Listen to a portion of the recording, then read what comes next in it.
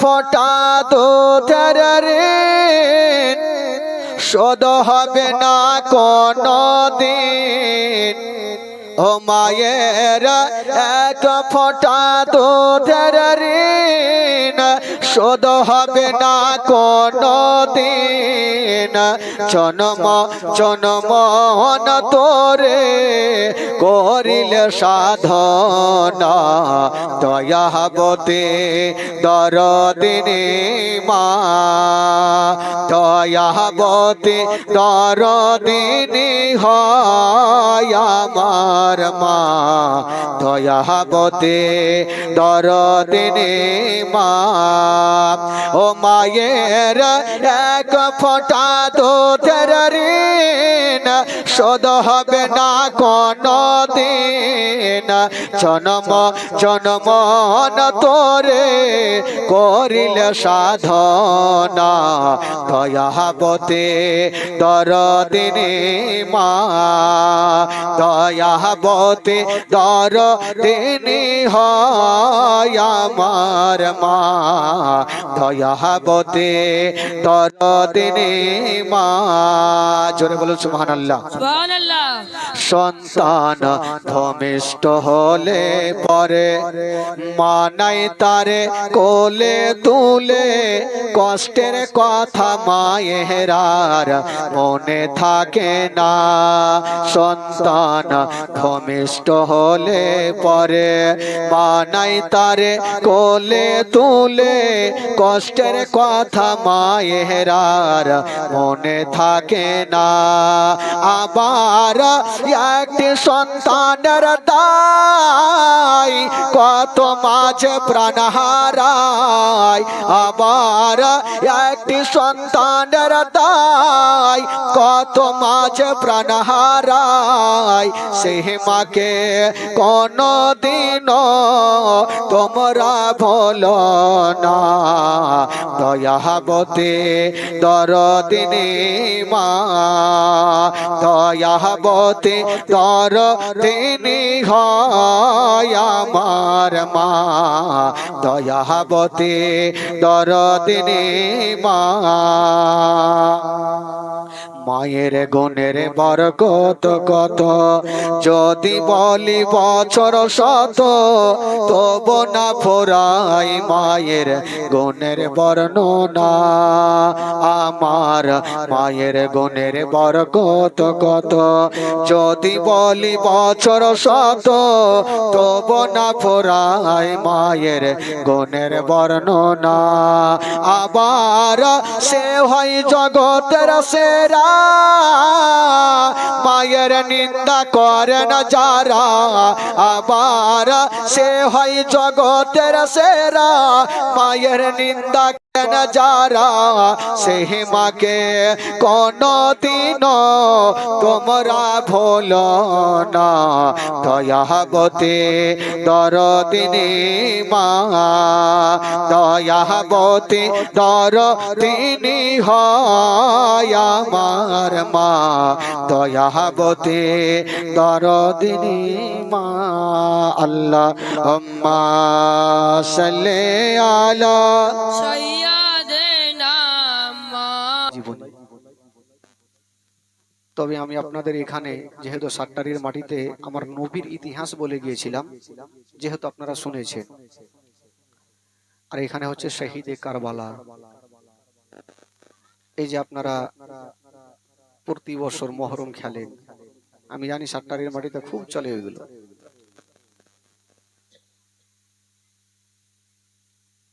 তবে জীবনী শুনেন, খোদার কসম একটা ঘটনা শুনে আহলে বাইতের মোহাব্বতে কেউ যদি একটা চোখের পানি ফেলে দিতে পারেন, আমার নবী খুশি হবে। আর নবী যদি খুশি হয়, আমার আল্লাহ খুশি হয়ে যাবে। জোরে বলুন সুবহানাল্লাহ। আপনাদেরকে জীবনী শোনাবো খোদার কসম মন দিয়ে। যেহেতু আমার নবী পাকের নওয়াসা ইমাম হাসান হুসাইন এবং মা ফাতেমাতুজ জাহরা রাদিয়াল্লাহু তাআলা আনহা, আর কমিটি ভাই যারা আছো তারাকে বলবো যে ওইদিকে যারা ফ্রি ফায়ার খেলছে ভাই একটু এখানে বসান, কারণ এখানে বসতে দিন না ভাই, একটু বুঝিয়ে নিয়ে আসেন। যেখানে নবীর নওয়াসার ইতিহাস চলবে, বাইরে গল্প করাও ঠিক না ভাই। কাজে এইরকম স্টেজ সব দিন পাবেন না। আপনারা এসেছেন, খুব ভালো লাগছে। সাতটারির মাটিতে একটাই খুব ভালো যে লোকের সংখ্যা একটু বেশি থাকে। তাহলে জীবনী শুরু হবে মা ফাতেমাতুজ জাহরা রাদিয়াল্লাহু তাআলা আনহা থেকে। তবে প্রত্যেকটা বক্তার বলার স্টাইল আলাদা, ঘটনা একই। হাদিস কেউ তো পাল্টাতে পারবে না, কিতাব কেউ পাল্টাতে পারবে না, তবে বলার ধাঁচ সবারই আলাদা আলাদা থাকে। আমার ধাঁচ আলাদা, অন্য বক্তা পাবেন অন্য ধাঁচ আলাদা। কারণ জীবনী শোনার আগে, শুরু করার আগে দু চারটা কথা আপনাদেরকে ভাঙিয়ে নি, তাহলে বলতে সুবিধা হবে আর আপনাদের জীবনীটা বুঝতেও সুবিধা হবে। আর জীবনী শুনে যদি বুঝতেই না পারেন তাহলে বক্তারও লাভ নাই আর আপনাদেরও শুনে লাভ নেই, বাড়িতে ঘুমাই ভালো আছে। একটা একটা করে অক্ষর আপনারা বুঝবেন যে জীবনী কাকে বলে।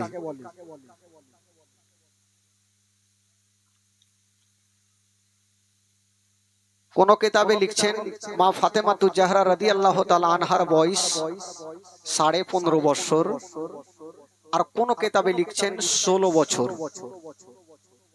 বেশিরভাগ কিতাবে লিখছেন ফাতেমাতুজ জাহরার বয়স 16 বছর।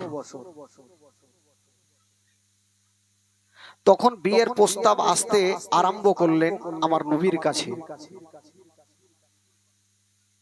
তবে একটা কথা প্রথম আপনাদেরকে বলেছি, আচ্ছা বলুন তো ইমামে হাসান ইমামে হোসেন রাদিয়াল্লাহু তাআলা আনহুমার আব্বা জানের নাম কি গো? জোরে বলুন। হযরতে আলী। আর হযরতে শেরে খোদা আলীর আব্বা জানের নাম?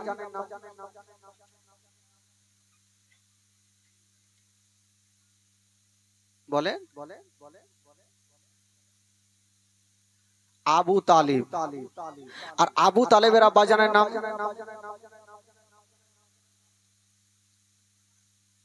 Abdul Muttalib. আর আব্দুল মুত্তালিবের আব্বা জানের নাম? হাশিম। হাশিমের আব্বা জানের নাম?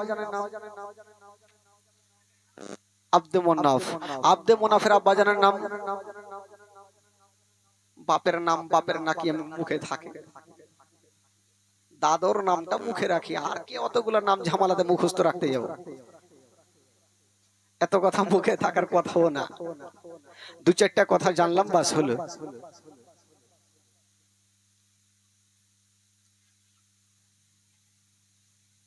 তবে শেরে খোদা আলীর আব্বার নাম হচ্ছে আবু তালেব, আর আমার নবীর আব্বার নাম হচ্ছে হযরতে আব্দুল্লাহ। তবে আব্দুল্লাহ আর আবু তালেব এরা কে ছিল গো সম্পর্কে?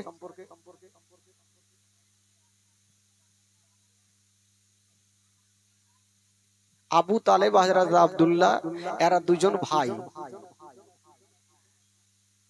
তো আবু তালেবের বেটা হচ্ছে শেরে খোদা আলী, আর হযরত আব্দুল্লাহর বেটা হচ্ছে আমার নবী পাক। তো আমার নবী পাক আর শেরে খোদা আলী থেকে সম্পর্ক কি হবে? চাচাতো ভাই হবে না? কি হবে বলুন? চাচাতো ভাই।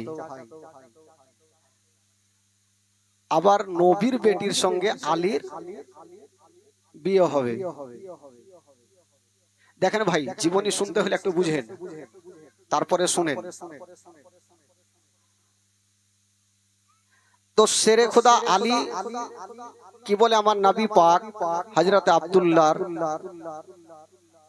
জীবনী হচ্ছে, আমার নবী পাকের জীবনী এইদিকে কাটছে, আর আবু তালেব থেকে কেটে যাচ্ছেন ইমাম হাসান হোসেনের জীবনী। জীবনীর শেষ নেই, জীবনী বহুত আছে। আমার মতন হাজার হাজার তাফাজ্জুল যদি জীবনী করে, নবীর জীবনী শেষ করা যাবে না।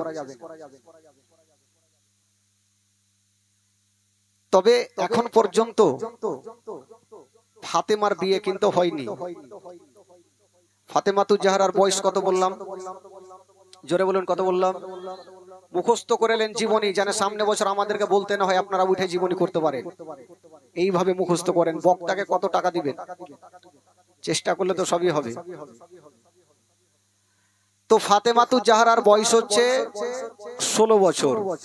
তখন আমার নবীর কাছে বিয়ের প্রস্তাব আসতে আরম্ভ করলেন, কিন্তু আমার নবী পাক বলেছিলেন যে আমি ফাতেমার বিয়ে অতক্ষণ পর্যন্ত দেব না যতক্ষণ আমার আল্লাহ রাজি না হবে। জোরে বলুন সুবহানাল্লাহ। আমার আল্লাহর পারমিশন ছাড়া আমার নবী কোনো কাজ করতেন না। এই জন্য আমার নবীর সমস্ত কথা হাদিস হয়ে গেছে। আমরা যেগুলো কথা বলি সেগুলো হয় কথা, আর আমার নবী যে কথাগুলো বলে সেগুলো হয় কি হয়? হাদিস। তবে সর্বপ্রথম ফাতেমার কাছে বিয়ের প্রস্তাব নিয়ে এসেছিলেন আবু বকর সিদ্দিক রাদিয়াল্লাহু তাআলা আনহু। আমার নবী বলল না, আমি বিয়ে দিব না। আবু বকর সাইডে বসে গেলেন। 2 নম্বরে বিয়ের প্রস্তাব দিলেন উমারে ফারুক রাদিয়াল্লাহু তাআলা আনহু। আমার নবী বলল না, হবে না, উনিও বসে গেলেন। তো ইনারা দুইজন নবীর পার্শ্বে বসে আছেন। বেশ 1 ঘন্টা পর ইনারা বলছেন, ইয়া রাসূলুল্লাহ বিয়ে যখন দিবেন না তাহলে আমরা এবার যাই। আমার নবী বলল ঠিক আছে তোমরা চলে যাও। এরা দুইজন আবু বকর সিদ্দিক আর উমারে ফারুক রাস্তা ধরে যাচ্ছেন। একটু দূর আগিয়ে গিয়েছেন, উমারে ফারুক বলছেন আবু বকর আমরা নবীকে এত ভালোবাসি আর নবী আমাদের এতই ভালোবাসেন, আজকে ফাতেমার জন্য বিয়ের প্রস্তাব দিলাম, নবী রাজি কেন হইল না? আবু বকর তখন বলছেন, কি বলছেন? আবু বকর বলছেন ওমর জানি না, হয়তো আমার মহান আল্লাহ রাজি নাই, এই জন্য আমার নবীও রাজি হলেন না। আমার আল্লাহ রাজি নেই, এই জন্য হয়তো নবীও হইল না। উমারে ফারুক একটা কথা বললেন, তাহলে কি করব? আবু বকর বলছেন উমর শোনো, তোমাকে একটা কথা আজকে আমি মনের কথা বলে দিই। আমিও বিয়ের প্রস্তাব দিলাম, তুমিও বিয়ের প্রস্তাব দিয়েছো, নবী নাকচ করে দিয়েছেন, কিন্তু আমাদের মধ্যে এমনই একজন ব্যক্তি আছে গো, উনি যদি বিয়ের প্রস্তাব দেয় তবে নবী রাজি হয়ে যাবে। বলো সেটাকে? সেটা হলো শেরে খোদা আলী।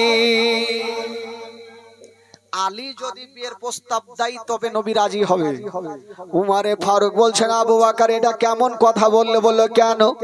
আমাদের টাকা আছে, পয়সা আছে, গাড়ি আছে, বাড়ি আছে, যদি নবী আমাদের সঙ্গে রাজি না হয় তো আলী তো হলো একজন নবীর বাড়ির চাকর, একজন গোলাম। আলীর কোনো বাড়ি নাই, ঘর নাই, ওই আলীর সঙ্গে নবীর বেটি ফাতেমার বিয়ে কেমন করে হতে পারে? আবু বকর বলছেন উমর পয়সার ঘামান দেখায় না, আমার আল্লাহ যদি রাজি হয় তবে আমার নবীও রাজি হয়ে যাবে। আমার আল্লাহ যদি রাজি হয় তবে নবীও রাজি হবে। তবে ও আবু বকর এক কাজ করো, তাহলে চলো। এরা দুইজন গেল আর ওই শেরে খোদা আলীর কাছে দাঁড়িয়ে গেল। ও আলী তাড়াতাড়ি করে দরওয়াজা খোলো। আলী দরওয়াজা খুলেছেন। বলো ভাই তোমরা কেন এসেছো? আবু বকর বলছেন আলী আমরা শুনেছি আর চোখেও দেখেছি নবীর বেটি ফাতেমা আজকে 16 বছর হয়ে গেছে, আমরা বিয়ের প্রস্তাব নিয়ে গেলাম, নবী রাজি হলো না। যদি তুমি বিয়ের প্রস্তাব নিয়ে যাও হয়তো নবী রাজি হয়ে যাবে। আলী বলছে ভাই আচ্ছা তোমরা গিয়ে বিয়ের রাজি হলো না নবী, আর আমি গিয়ে রাজি হবে? এটা জিন্দেগিতে হইতে পারে না, কারণ আমার টাকা নাই, পয়সা নাই, গাড়ি নাই, বাড়ি নাই। তো আমি একটা গরিবের সঙ্গে বাদশার বেটির বিয়ে দিবে, এটা আমার বিশ্বাস হয় না। এরা দুইজন বলছে আলী তুমি চলো তো দেখি। আলী যাবে না, আর ইয়ারা দুইজন আলীর হাতখানা ছাড়ে না, তোমাকে নিয়ে যাবো, এজকে যাবো। তো আলী বলছে দেখো ভাই, নবীর দরবারে যাব ঠিক, কিন্তু বিয়ের কথা আমি বলবো না। বলছে কেন, তুমি বিয়ে করবা তো কে বলবে?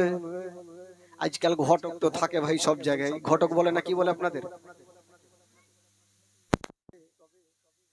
শেরে খোদা আলী বলেছিলেন, ও ভাই আবু বকর, আচ্ছা তোমরা বিয়ের প্রস্তাব নিয়ে গেলে তারপরে কি হলো? বলে আমরা গেলাম কিন্তু নবী রাজি হলো না।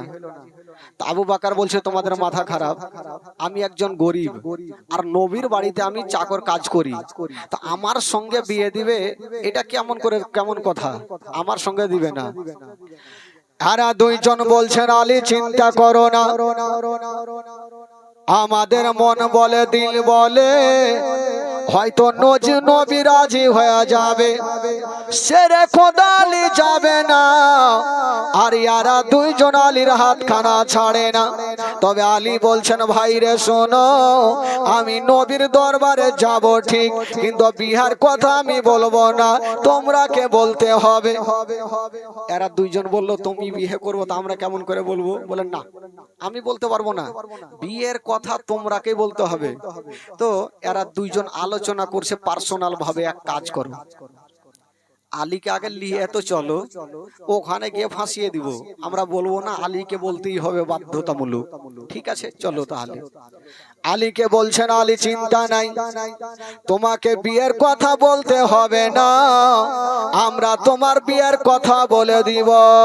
ইয়ারা দুইজন যুক্তি করে আলীকে নিয়ে যাচ্ছেন বাবা কোথায়? আমার নবীর দরবারে। ইয়ারা অর্ধেক রাস্তা গিয়েছেন, আমার মহান আল্লাহর অর্ডার হয়ে গেল। আল্লাহ বলে জিবরাইল দেরি করো না, তাড়াতাড়ি করে যাও, আমার নবীকে জানিয়ে দাও এখনই আলী আসতেছে ফাতেমার জন্য বিয়ের প্রস্তাব নিয়ে, তুমি জানিয়ে দাও আমার আল্লাহ তাআলা আলীর সঙ্গে ফাতেমার বিয়েতে রাজি হয়ে গেছে। নবী গো আপনিও রাজি হয়ে যান। জোরে বলুন বাবা গো। এই কথা বলতে নাই, সা করে জিবরিল আমিন ফেরেশতা আমার নবীর দরবারে হাজির হয়ে গেল। আসসালাতু আসসালামু আলাইকা ইয়া রাসূলুল্লাহ, আসসালাতু আসসালামু আলাইকা ইয়া হাবিবাল্লাহ। নবী বলে ভাই জিবরাইল বলো কি খবর? বলছে নবী গো ইয়া রাসূলুল্লাহ ইয়া হাবিবাল্লাহ, নবী গো এখনই আলী আসতেছে ফাতেমার জন্য বিয়ের প্রস্তাব নিয়ে। ইয়া রাসূলুল্লাহ এই বিয়েতে আমার আল্লাহ তাআলা রাজি হয়ে গেছে, নবী গো আপনি রাজি হয়ে যান। এই কথা বলে দিয়া জিবরাইল চলে গেল। আর ইয়ারা তিনজন যুক্তি করে আমার নবীর দরবারে হাজির হয়ে গেল। এরা তিনজন যুক্তি করে নবীর দরবারে হাজির। তো আমার নবী জিজ্ঞাসা করছেন আবু বকর আচ্ছা বলো কেন এসছো? তো আবু বকররা কিন্তু বুদ্ধি করে এসেছিল, আমরা বলবো না। তো আমার নবী আবু বকরকে বলছে আচ্ছা বলো কেন এসছো?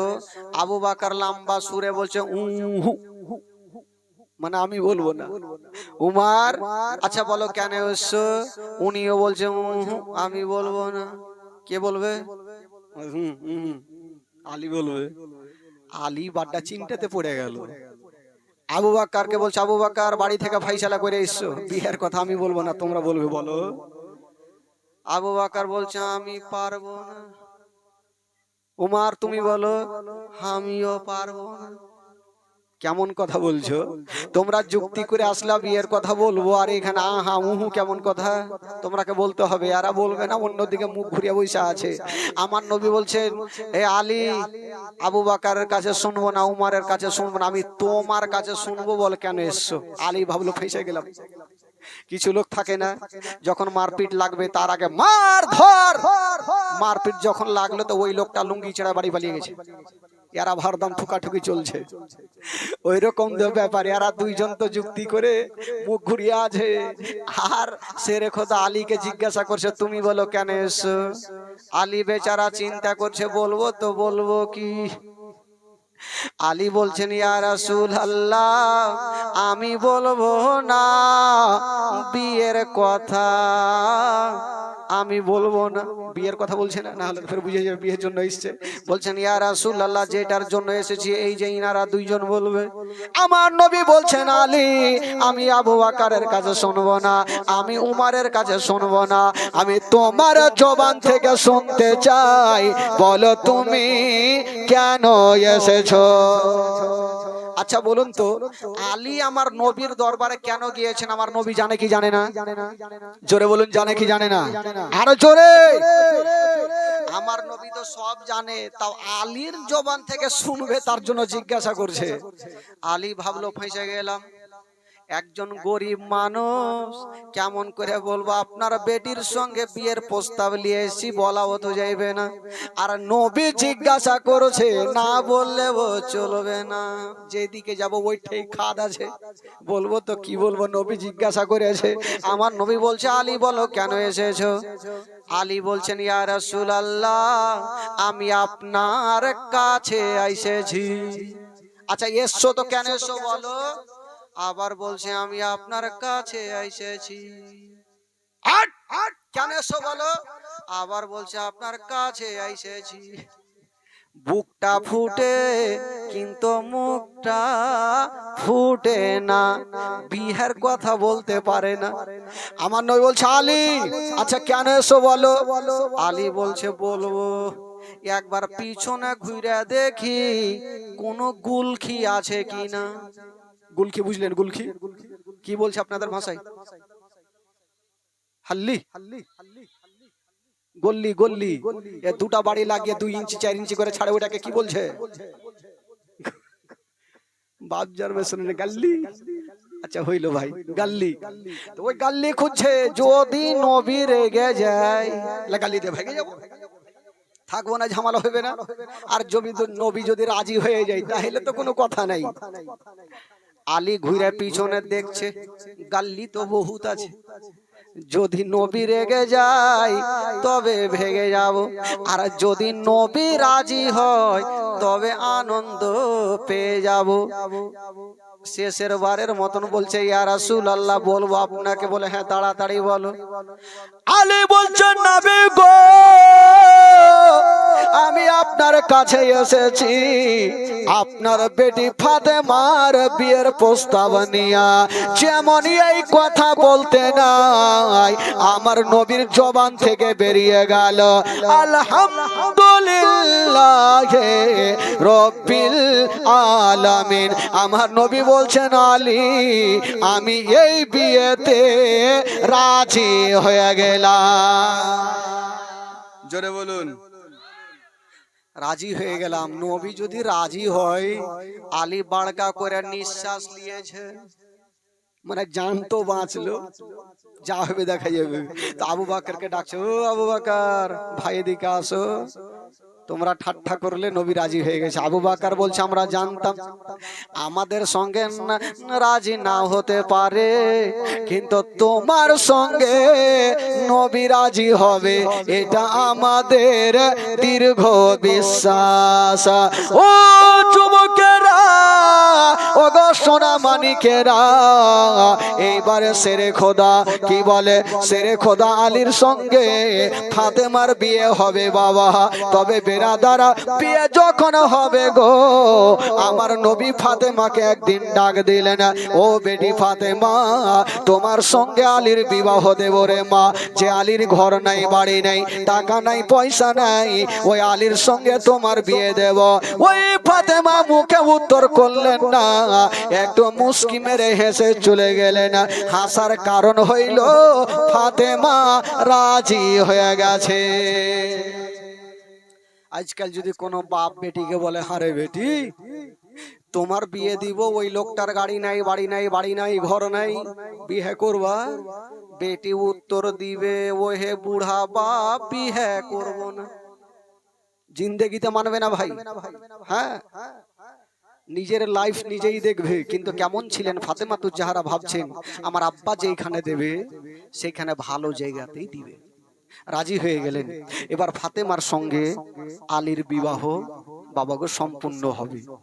বেরাদার বন্ধুগণ, বাবাজি আমার নবী জিজ্ঞাসা করছেন, আলী তোমার সঙ্গে যে ফাতেমার বিয়ে দেব, আচ্ছা বলো তোমার কাছে কি আছে? আলী বলছেন, ইয়া রাসূলুল্লাহ, ইয়া হাবিবাল্লাহ, নবী গো, আমার কাছে এমনই জিনিস আছে অন্য জনের কাউরি কাছে পাওয়া যাবে না। বললো কি আছে?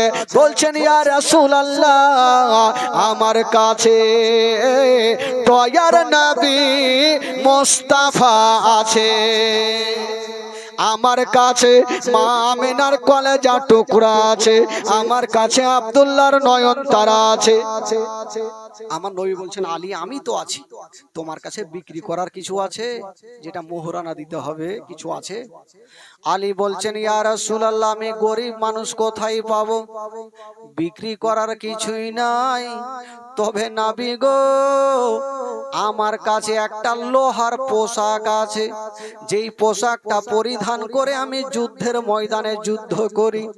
আমার নবী বলছেন, আলী যাও ওই পোশাকটা বিক্রি করে আসো। আলী বিক্রি করে চলে আসিল। বাবা গো কিছু টাকা এনে আমার নবীর কদম মোবারকায় রেখে দিল। আমার নবী বলছেন, বেলাল এখান থেকে টাকা নিয়ে যাও, আর কিছু খুরমা খেজুর নিয়ে চলে আসো। বাবা গো খুরমা খেজুর নিয়ে আসা হইল। যেমন নিয়ে আসা হইল, বাবা গো ওই আলীর সঙ্গে ফাতেমার বিয়ে হয়ে গেল। জোরে বলুন, ফাতেমার বিয়ে কমপ্লিট। আজকাল যখন ভাই খোদার কসম একটু মন দেন, ধ্যান দেন, কেউ কোনো দিকে নজর করবেন না, কারণ শাহিদে কারবালার জীবনী চলছে। আমার নবী যখন আজকাল বিয়ে হয়, তখন নতুন বউকে নিয়ে শ্বশুর বাড়িতে যাই কি যাই না ভাই? একটু হ্যাঁ হু করবেন, যাই কি যাই না? যাই।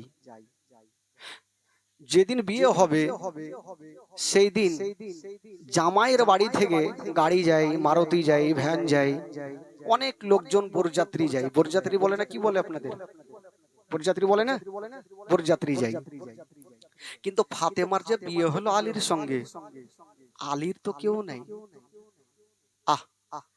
আলী একটা ঘরের কোণাতে বসে বসে কাঁদছে। আলী ভাবছেন, আল্লাহ আজকে নবীর বেটি ফাতেমার সঙ্গে আমার বিয়ে, আমার বাড়ি নাই, ঘর নাই, আমি ফাতেমাকে কোথায় নিয়ে যাব? নবীর সামনে আমি যেতেও পারি না। আলীর চোখ দিয়ে পানি ঝরছে। বাবা গো, আর আল্লাহর কাছে দোয়া করছেন, আল্লাহ তুমি একটা সুরাহা করে দাও, আল্লাহ আমি যেন ফাতেমাকে নিয়ে কোথাও যেতে পারি। যেমনই দোয়া করা, আল্লাহর দরবারে দোয়া কবুল হয়ে গেল। একটা লোক চলে আসিল, আমার নবীকে বলছেন, ইয়া রাসূলুল্লাহ, আজকে আপনার বেটির ফাতেমার আলীর সঙ্গে বিয়ে হয়েছে, তবে আলীর তো বাড়ি নাই, ঘর নাই। ইয়া রাসূলুল্লাহ, আল্লাহ আমাকে কয়েকখানা ঘর দিয়েছে, যদি মনে না করেন তবে আপনার বেটি জামাইকে আমার বাড়িতে পাঠিয়ে দেন। আমার নবী রাজি হয়ে গেল। আমার নবী বলছেন, আলী যাও ফাতেমাকে তুমি নিয়ে যাও। তবে বেরাদার ফাতেমাকে বলছেন, বেটি রে এবার তুমি আলীর সঙ্গে যাও। এই কথা বলতে নাই নবী নন্দিনী ফাতেমা একটু ঝরঝর করে কাঁদতে আরম্ভ করলে। ওই ফাতেমা ঝরঝর করে কাঁদতে লেগেছে। মা, আমার নবী বলছেন, বেটি রে তুমি কাঁদছো কেন বলো? মা গো, যেই ফাতেমার জীবনী শুনতেছে যেন মা, ওই ফাতেমার চোখ দিয়ে যেন ঝরঝর করে পানি ঝরছে গো মা। ফাতেমা কান্দে। আমার নবী বুকখানে লাগায়া ফাতেমাকে বলছে, বেটি রে কেন তোমার চোখ দিয়ে পানি রে মা বলো? ওরে বেটি ফাতেমা, তুমি কান্দিও না রে, কান্দিও না, আমি সব সহ্য করিব মা, তোমার চোখের পানি আমি সহ্য করব না। তবে ফাতেমা কাঁদছে কেন? আমার নবী বলছেন, বেটি রে, তোমার গরিবের সঙ্গে বিয়ে দিয়েছি, তার জন্য কি তুমি কাঁদছো? ফাতেমা বলছেন, আব্বা গো, সেটার জন্য কান্দি না, আজকে গরিবের সঙ্গে বিয়ে দিয়েছেন আব্বা, সেটা আমার কোনো দুঃখ নেই। তবে কাঁদছো কেন মা? বলছেন, আব্বা গো, আমি শ্বশুর বাড়ি যাচ্ছি। আজকে যখন কোনো বেটির বিয়ে হয়, যাওয়ার আগে মায়ের বুকখানে একটু লেগে যায়, মার বুকে লেগে একটু ডুগরে ডুগরে বেটিরা কান্দে। ফাতেমা বলছেন, আব্বা গো, আজকে শ্বশুর বাড়ি যাব, কিন্তু আমার মা জগতে বেঁচে নেই। যখন আমার 7 বছর বয়স ছিল, আমার মা আমাকে জগৎটা ছেড়ে চলে গিয়েছিল। আমার মা নেই যে আমি মার বুকে ঢুকে কাঁদবো। আমার নবী বলেছিলেন, ফাতেমা, কপালে যেটা লেখা আছে সেটা হবে মা, আর তুমি কান্দিও না। ফাতেমা বলছেন, আব্বা গো, যার মা জগতে বেঁচে নাই, তার দুনিয়াতে কিছুই নাই। ওরে যুবকেরা, পৃথিবীতে সব খুঁজে পাবেন গো, কিন্তু মার মতো একটা মা পাবেন না। বাবারা, যার মা নাই, তার দুনিয়াটা অন্ধকার। বন্ধুরা, ফাতেমা কাঁদছে আর বলছেন, আব্বা গো, আমার মা নাই বলে দুনিয়াটা আমার অন্ধকার। আব্বা, আজকে যদি আমার মা থাকতো, তবে মায়ের বুকখানে আমি লেগে যেতাম। আমার মা আমার কপালে চুমা দিত, গালে চুমা দিয়া বলতো, বেটি রে, যাও রে বেটি যাও, আমি তোমার মা, তোমার জন্য দোয়া করব। কিন্তু যার মা নেই, সে বেটির অবস্থা কি হতে পারে বাবা? ফাতেমা আজকে নবী নন্দিনী, আজকে 16 বছর বয়সে ডুগরে ডুগরে কাঁদছে। আমার নবী বলছেন, ফাতেমা কান্দিও না, যদি তুমি কান্দো রে মা, তবে আমারও কলেজা খানা ফেটে যাবে।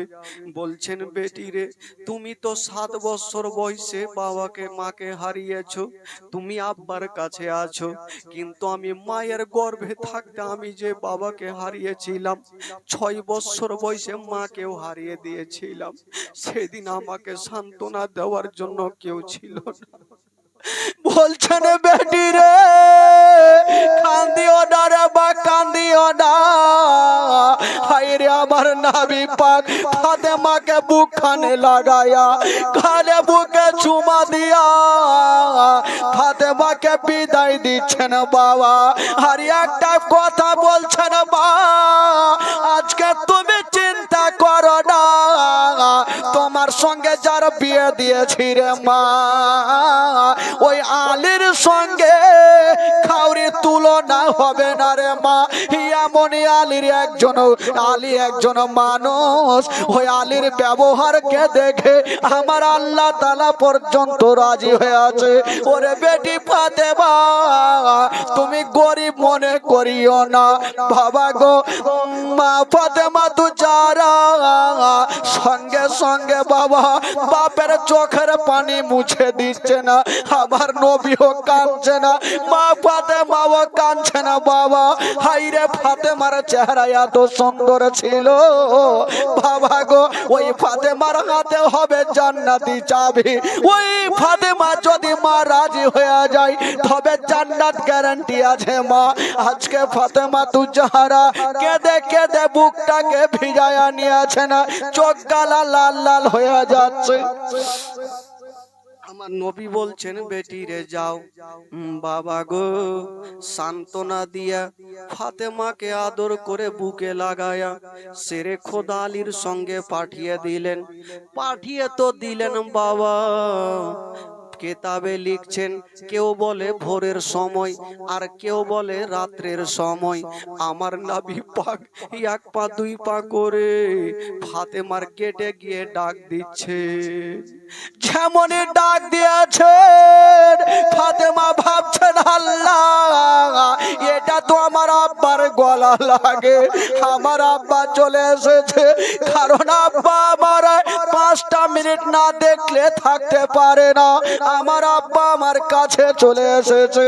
ফাতেমা দৌড় দিয়ে গেল, আর যেন বাবা দরওয়াজা খানা খুলে দিয়েছে না। যেমনই দরওয়াজা খুলেছে মা, সঙ্গে সঙ্গে আমার নবীর চেহারাতে নজর পড়ে গেল। দেখছেন আমার নবীর চোখ দিয়া ঝর ঝর করে যেন পানি ঝরে যাচ্ছে। ফাতেমা বলছেন, আব্বা গো আমি জানি আপনি আমাকে 5টা মিনিট না দেখলে থাকতে পারবেন না, আমি ভালো করে জানি। তবে আমার নবী বলছেন, বেটি রে একবার আমাকে ঘরের মধ্যে নিয়ে চলো। আমার নবী ঘরের মধ্যে গেলেন, বলছেন বেটি রে আমাকে 1 লোটা তুমি পানি এনে দাও। ফাতেমা পানি এনে দিলেন।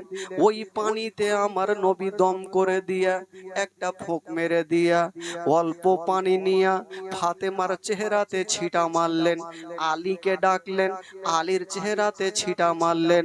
আমার নবী বলছেন, মা এবার আমি চললাম রে মা। যেমন এই কথা বলা ফাতেমা কাঁদতে আরম্ভ করেছেন।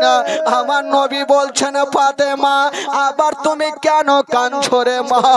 ফাতেমা বলছেন, আব্বা গো আপনি যাচ্ছেন আব্বা, তাই আমার যাওয়াকে কেন্দ্র করে আমার চোখ দিয়ে পানি থামলো না। আব্বা গো আজকে আপনি চলে যাচ্ছেন। আব্বা আজকে যদি আমার মা থাকতো, আমার মা যদি আসতো, আমার মা একটা রাত আমাকে বুকখানে নিয়ে ঘুমাতো, একটা রাত আমাকে বুকে নিয়ে থাকতো। আব্বা আমার মা নেই বলি আমার কিছুই নেই, দুনিয়াটা অন্ধকার। আমার নবী সান্ত্বনা দিয়ে বলছেন, বেটি কপালে যেটা লেখা আছে সেটা হবে, রোধ হবে না রে মা। মোরে বেটি রে সবাইকে দুনিয়া থেকে যেতে হবে, মা কেউ দুনিয়াতে থাকেনি আর থাকবে না। মা যখন সময় হয়ে যাবে দুনিয়াটা ছেড়ে চলে যাবে, তোমার মাও চলে গেছে, একদিন আমিও যাব, তোমাকেও যেতে হবে। মা তুমি কান্দিও না, হাজার হইল মা হারা, যার মা নাই তাকে জিজ্ঞাসা করবেন মা থাকার না থাকার ব্যথা কতটুকু হয়। ফাতেমা বলছেন, আব্বা গো আজকে যদি আমার মা আসতো, তবে একটা রাত আমার বাড়িতে থাকতো, আমাকে বুকখানে নিয়ে থাকতো। মা ফাতেমা তু জাহারা আব্বার হাত ধরে যেন কাঁদছে। আর নবী বলছেন, বেটি রে আর চোখের পানি তুমি ফেলিও না, চোখের পানি ঝরঝর করে ফেলিও না। বাবা গো এই জন্য তো কবি লিখেছেন, ডাইনে বামে মাটি আমার মাটির বিছানা, ডাইনে বামে মাটি আমার মাটির বিছানা, আমি চলে যাব আমায় তোমরা ভুইলা যাইও না, আমি চলে যাব আমায় তোমরা ভুইলা যাইও না।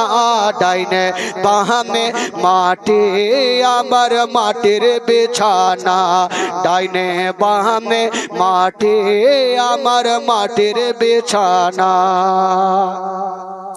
টাকা পয়সা বাড়ি গাড়ি যাহা করেছে সব কিছু ফেলাইয়া আমি একা যাইতেছি।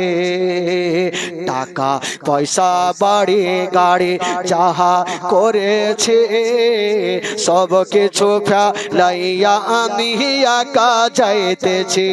হাই হাই এত নিষ্ঠুর হবে মানুষ আগে বুঝি নাই, হাই হাই এত নিষ্ঠুর হবে মানুষ আগে বুঝি নাই। ডাইনে বামে মাটি আমার মাটির বিছানা, ডাইনে বামে মাটি আমার মাটির বিছানা, আমি চলে যাব আমায় তোমরা ভুইলা যাইও না, আমি চলে যাব আমায় তোমরা ভুইলা যাইও না। ডাইনে বামে মাটি আমার মাটির বিছানা। ঘরের বিবি ছেলে মেয়ে আছে যাহারা, জন্মের মতো বিদায় করে দিবেন তাহারা। ঘরের বিবি ছেলে মেয়ে আছে যাহারা, জন্মের মতো বিদায় করে দিবেন তাহারা।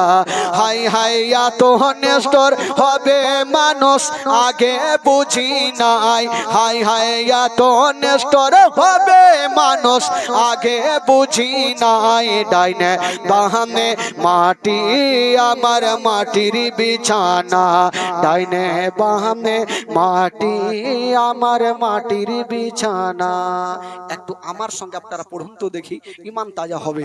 যদি পড়া হয় গুনহা আমাকে দেবেন, নেকি যদি হয় বাবা আপনারা নিয়েন। একটু আমার সাথে পড়ুন, ডাইনে বামে মাটি আমার মাটির বিছানা, ডাইনে বামে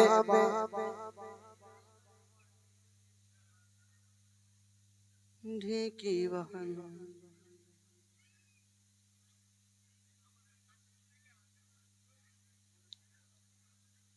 कैसे करे है ये? झगड़ा लागले तो फिर आर এই দিকে ফের গলা উঠে যাচ্ছে, আর এইগুলো তার গলা উঠে না। গোটা মাজমা উঠান, কেউ চুপ করে থাকবেন না। জোরে বলুন, ডাইনে বামে মাটি আমার মাটির বিছানা, ডাইনে বামে। আপনাদের থেকে ইয়ারাই বেশি চিল্লাতে পারবে। বিয়ে বাড়িতে গীত লাগবে তখন, হ্যাঁ লাশা তেরা ঘর কাহা হুয়া হে, এর গীত বড় হয়। কিন্তু আপনারা এরকম চিল্লালে কাজ হবে না ভাই। একটু মনটাকে খুলেন, দিলটাকে খুলেন, এরকম করলে হবে না।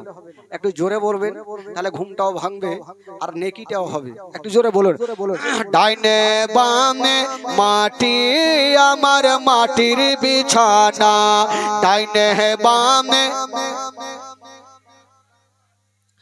আমি চলে যাব আমায় তোমরা ভুইলা যাইও না, আমি চলে যাব আমায় তোমরা ভুইলা যাইও না। ডাইনে বামে মাটি আমার মাটির বিছানা, ডাইনে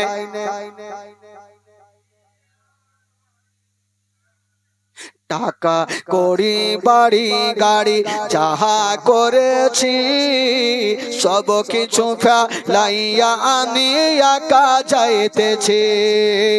টাকা পয়সা বাড়ি গাড়ি যাহা করেছি সব কিছু ফেলাইয়া আমি একা যাইতেছি।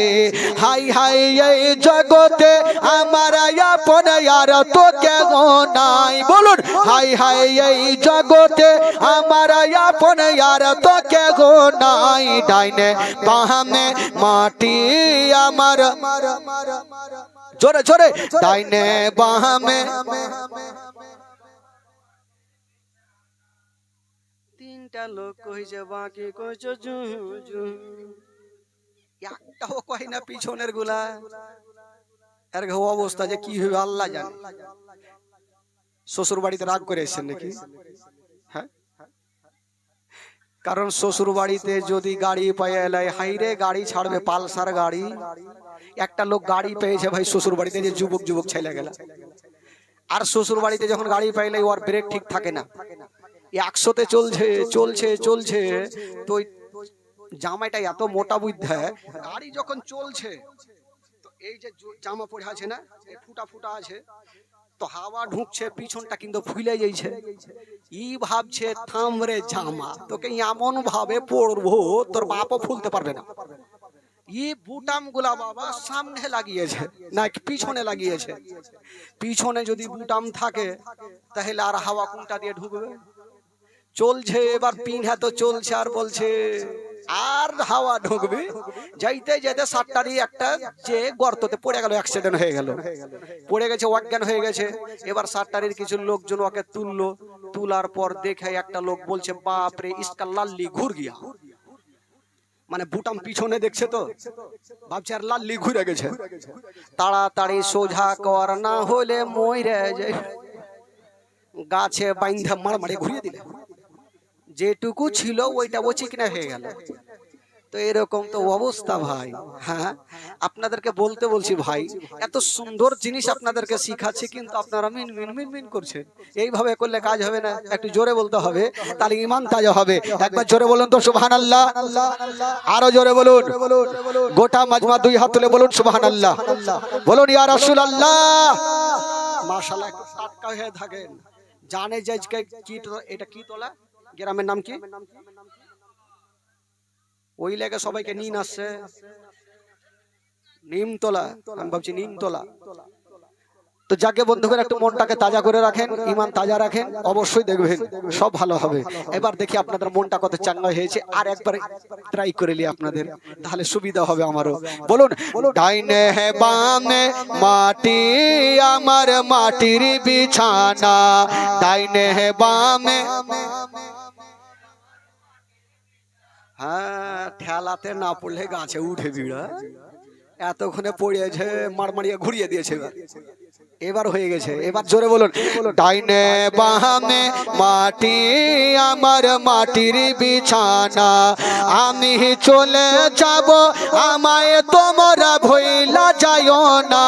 বলুন, আমি চলে যাব আমায় তোমরা ভুইলা যাইও না, ডাইনে বামে মাটি আমার মাটির বিছানা, ডাইনে বামে।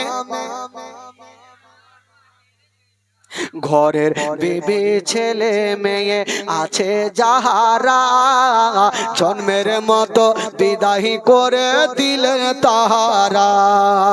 ঘরের বিবি ছেলে মেয়ে আছে যাহারা, জন্মের মতো বিদায় করে দিবেন তাহারা। হাই হাই এই জগতে আমার আপন আর তো কেহ নাই, হাই হাই এই জগতে আমার আপন আর তো কেহ নাই, ডাইনে বামে মাটি আমার মাটির বিছানা, ডাইনে আমি চলে যাব আমায় তোমরা ভুইলা যাইও না। আমি ডাইনে বামে মাটি আমার মাটির বিছানা, ডাইনে বামে। জোরে বলুন সুবহানাল্লাহ। হায়রে নবী নন্দিনী ফাতেমা, আব্বাকে আব্বার চোখের পানি মুছে দিচ্ছেন বাবা, আর আমার নবী বেটি ফাতেমার চোখের পানি মুছে দিচ্ছেন, আর বলছেন মা আমি তোমার সঙ্গে যার বিয়ে দিয়েছি রে মা, ওই আলীর একটু দেখভাল করিও, আলীকে কোনোদিন কষ্ট দিও না, আলীকে একটা বড় কথা বলিও না, আলীকে একটা তুমি খারাপ নজরে দেখিও না। ও বেটি ফাতেমা, আলী এমন একজন ব্যক্তি, ওই আলীর সঙ্গে কাউরি তুলনা হবে না। ফাতেমাকে সান্ত্বনা দিয়ে আমার নবী সেখান থেকে চলে আসলেন বাবা। যেমনই আসলেন বন্ধুরা, ওই আলীর সঙ্গে ফাতেমার ঘর সংসার হইল। যেমনই ঘর সংসার হইল গো বাবা গো, তিনটা হইল বেটা আর তিনটা হলো বেটি, তিনটা হলো বেটা আর তিনটা হইলো, কয়টা টোটাল কয়টা হইলো? কয়টা হলো? ছটা। তবে বাচ্চা কালে একটা বেটি রোকাইয়া, আর ছেলেদের মধ্যে ইমামে মুহসিন, ইনারা দুইজন ইন্তিকাল করলেন। সকলে বলুন ইন্না লিল্লাহি ওয়া ইন্না ইলাইহি রাজিউন। তো 6 জন থেকে 2 জন বাদ হলো, থাকলো কয়টা? কয়টা থাকলো? এই 4 জনকে নিয়ে ইমাম হাসান হোসেনের জীবনী শুরু হচ্ছে ভাই। এতক্ষণ শুধু গোড়াটা থমটা বাঁধলাম, মানে ভিড় বাঁধলাম, জীবনী এখান থেকে শুরু হচ্ছে। তবে ভাই কমিটি ভাইবে গুলো বলে বাচ্চাগুলাকে একটু বসাতো ভাই, ওনারা একটু বিরক্ত করছে, একটু বসান। বাচ্চাগুলাকে বলবো এই উঠা কে আছাড় মারায় গুজে যা,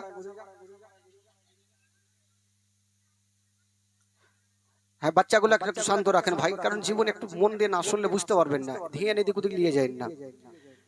তবে দুটা হলো বেটা আর দুটা হলো বেটা, দুটা হলো বেটাগুলোর নাম হলো ইমাম হাসান আর ইমাম হুসাইন, আর বেটিগুলোর নাম হলো বলুন জাইনাব আর উম্মে কুলসুম। কি নাম বললাম? উম্মে কুলসুম। তবে দুটা বেটা দুটা বেটি নিয়ে জীবনীটা শুরু হলো। এবার শুনেন বেরাদের, ইমাম হাসান হুসাইন দুনিয়াতে চলে আসলেন, বড় হতে লাগলেন। তবে ভাই ইমাম হাসান হুসাইন যখন বড় হতে লাগলো, আমার নবী পাক দোনো নাতিকে এত ভালোবেসেছেন ভাই, আহ যখনই থাকতেন দোনো কলেজ আর পাড়াকে নিয়ে বুকখানে করে রাখতেন। তবে একদিন ইমাম হাসান একদিন ইমাম হুসাইন সিলটে লেখা লিখেছেন ভাই। সিলট বুঝলেন তো? সিলট কোনটাকে বলে? Sylhet লিখাবালা Silat Silat. আচ্ছা, আজকাল সিলাট আছে ভাই দেশে? দেশে আছে? দেশের নেই। হ্যাঁ, চলে গেছে। আছে কিন্তু খুব কম, নাইর মতন। এই যুবকটি এখানে এসো, এদিকে আসো। ওই ইধর আও, জলদি।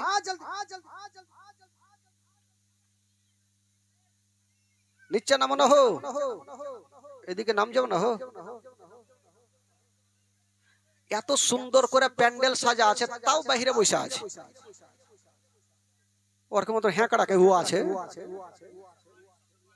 হ্যাঁ, এত সুন্দর আমার মা বহিনেরা প্যান্ডেল সাজিয়েছে, দেখেন তো। মহিলা কমিটি আছে নাকি শুনলাম, নাকি ওরাই নাকি? হ্যাঁ, একটু শুনেন ভাই, এখানে বসেন, দূরে বসে তো লাভ হবে না। যতক্ষণ বক্তার মুখ না দেখবেন বুঝতে পারবেন না। তাহলে মুখ যদি না দেখতেন তাহলে বাড়িতে থেকে শুনেই ভালো ছিল, মাইকে আওয়াজ তো যাচ্ছে। তাহলে এখানে বসেন, কি অসুবিধা আছে? দেখছেন তো আমার দিকে, আমি তো সবারই দিকে দেখতে পারছি না, কিন্তু দেখেন আমার দিকে দেখেন। সিলাটে দুইজন লেখা লিখেছেন। ইমাম হাসান বলছে, ভাই মানে ছোট্ট ভাইকে বলছে, ভাই আমার লেখা সব থেকে ভালো। আর ইমাম হুসাইন বলছে, তোমার মাথা খারাপ, তোমার থেকে বেশি আমার লেখা ভালো। তো দুটা ভাই ঝামেলা সৃষ্টি করলো। ইমাম হাসান বললো, দেখো ভাই, ইয়ার বিচার চলো মার কাছে নিয়ে যাব, মা যেটা ভালো বলবে সেটাই হবে ভালো। জোরে বলুন সুবহানাল্লাহ। তো ইমাম হাসান হোসেন বললো, ঠিক আছে। দোনো ভাই গুটি গুটি পায়ে মার কাছে হাজির হয়ে গেল। বলছেন, মা গো ওগো জননী মা, আজকে একটা কথা বলবো গো মা। বললো, কি কথা? ওই দুইখানা সিলট মায়ের সামনে রেখে দিয়েছেন। ইমাম হাসান বলছেন, মা গো এটা হলো আমার লেখা, আর এটা হলো আমার ছোট ভাইয়ের লেখা। বলে দিন গো মা, কোনটা লেখা ভালো?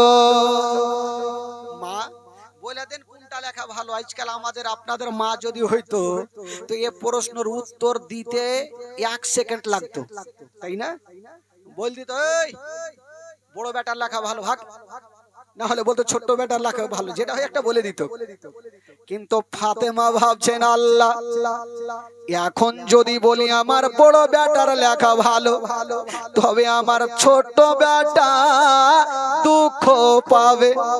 আর যদি বলি ছোট বেটার লেখা ভালো, তবে বড় বেটা কষ্ট পাবে। আল্লাহ, আমি কোন বেটাকে দুঃখ দিব না, কোন বেটাকে দুঃখ দিব না। মা ফাতেমা বলছেন, ওরে লাডলা দুলারা, ওরে কলেজারা পারা, যেই প্রশ্ন তোমরা করেছো এই প্রশ্নের উত্তর বেটা আমি দিতে পারবো না। ও লাডলা বেটা রে, এই প্রশ্নের উত্তর যদি নিতে চাও তবে তোমার আব্বা জানের কাছে চলে যাও। ফাতেমা বলছে, আমি পারবো না। যাও তোমার আব্বার কাছে যাও। এরা দুইজন ভাই চিন্তা করছে, এই সামান্য প্রশ্ন মা দিতে পারবে না উত্তর। কেমন কথা? ঠিক আছে ভাই, যখন মা বলছে আব্বা পারবে, চলো তাহলে। আবার দোনো ভাই গুটি গুটি পায় বাপের সামনে সিলট খানা রেখে দিয়ে বলছেন, আব্বা সোজা প্রশ্ন, উত্তর তাড়াতাড়ি দেন। কিরে বেটা? বলছেন, আব্বা গো, এটা হলো আমার লেখা, আর এটা হলো আমার ছোট্ট ভাই হোসাইনের লেখা। ও গো আব্বা গো, আপনি বলে দিন কোনটা লেখা ভালো। শেরে খোদা আলী বলছে, হারে বেটা, এই প্রশ্নের উত্তর তোমার মা দিতে পারেনি। আব্বা, মাকে বললাম, মা পারেনি, তার জন্য তো আসলাম। আলী বুঝা গেল ফাতেমা কেন দেয়নি। ফাতেমা কেন দেয়নি? যদি আমি বড় বেটার লেখা ভালো বলি, তবে ছোট্ট বেটা কষ্ট পাবে, আর যদি ছোট্ট বেটার লেখা ভালো বলি, তবে বড় বেটা কষ্ট পাবে। না না, আমি কোন বেটাকে দুঃখ দেব না। শেরে খোদা আলী বলছে, বেটারে, তোমরা যেই প্রশ্ন করেছো, এর উত্তর আমিও দিতে পারবো না। এরা দোনো ভাই চিন্তা করছে, ইলে খাই বরবাদ আমার ঘে, মাও পারবে না, বাপও পারবে না, তো কোনঠে যাবো? আব্বা, মার কাছে গেলাম, মা আপনার কাছে পাঠাইলো, মনে শান্তি হইল। এবার আপনি কার কাছে পাঠাবেন? পাঠান, ওইটাই যাব। শেরে খোদা আলীর মাথায় ঘুরছে, দুনিয়ার এমন এমন প্রশ্ন নাই যে একজন দিতে পারবে না। সেটাকে, সেটা হইল নবী মুস্তাফা। জোরে বলুন। আমার নবীর দরবারে গিয়ে প্রশ্নের উত্তর পাবে কি পাবে না? জোরে বলুন, পাবে কি পাবে না? ইয়ারা দুইজন বলছে, কোথায় যাব?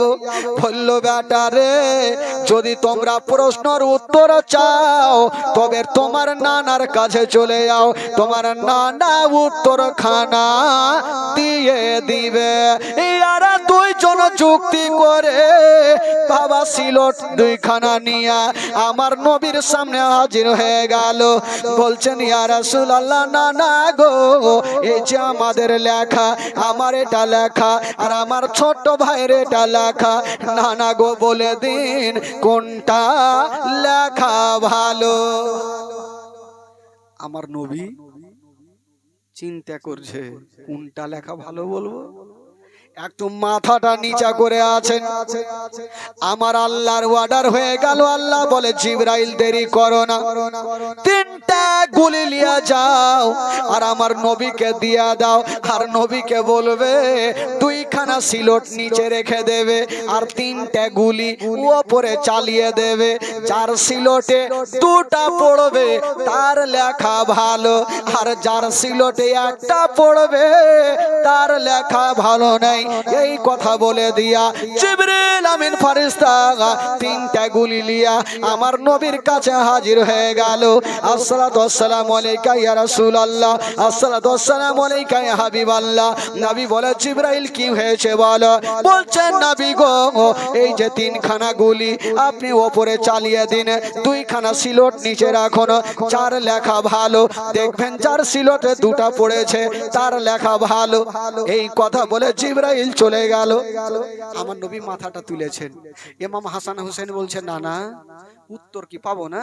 বলেন কোনটা লেখা ভালো। আমার নবী বলছেন, পাবে, তোমরা একটু ধৈর্য ধরো। আচ্ছা বলো, আমার হাতে কটা গুলি আছে? বলে, তিনটা। আর তোমাদের সিলট কয়খান? বলে, দুইখান। নিচে রাখো। রাখলো। আমার নবী বলছে, দেখো, আমি তিনটা গুলি উপরে চালাবো, যার সিলটে দুটা পড়বে তার লেখা ভালো, আর যার সিলটে একটা পড়বে তার লেখা ভালো নেই। ঠিক আছে।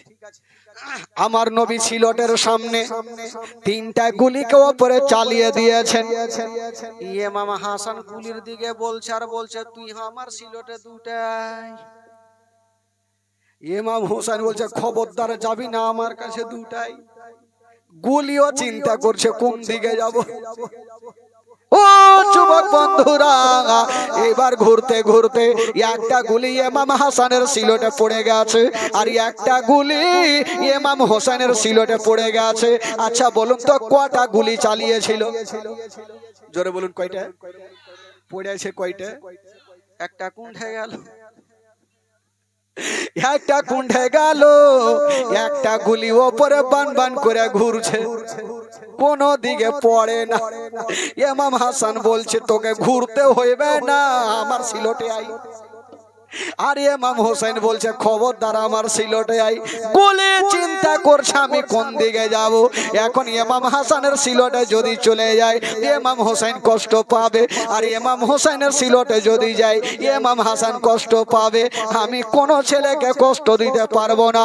কোলে ঘুরতেছিল, আমার আল্লাহর অর্ডার হয়ে গেল। আল্লাহ বলে জিবরাইল দেরি করো না, তাড়াতাড়ি করে যাও। আমার নবী কি বলে, যেই গুলিটা ঘুরতেছে ওই গুলিটাকে তুমি দুই খণ্ড করে দাও, অর্ধেকটা ইমাম হাসানের সিলটে দিয়ে দাও, অর্ধেকটা ইমাম হোসেনের সিলটে দিয়ে দাও। ও যুবকেরা, জিবরিল আমিন ফেরেশতা সা করে হাজির হয়ে গেল। যেই গুলিটা ঘুরতেছিল দুই খণ্ড করে দিয়েছেন বাবা, অর্ধেকটা ইমাম হাসানের সিলটে আর অর্ধেকটা ইমাম হোসেনের সিলটে, দেড়খানা করে গুলি পেয়ে গেছে। আমার নবী বলছেন ওরে আমার নাতিরা, তোমাদেরকে বলে দি, জানিয়ে দি, তোমাদের দুইজনেরই একই সমান লেখা, তোমাদের দুইজনেরই লেখা একই সমান, দুইজনেরই ভালো। বাবা গো, কোন ছেলে কষ্ট পেল না, কোন ছেলে দুঃখ পেল না।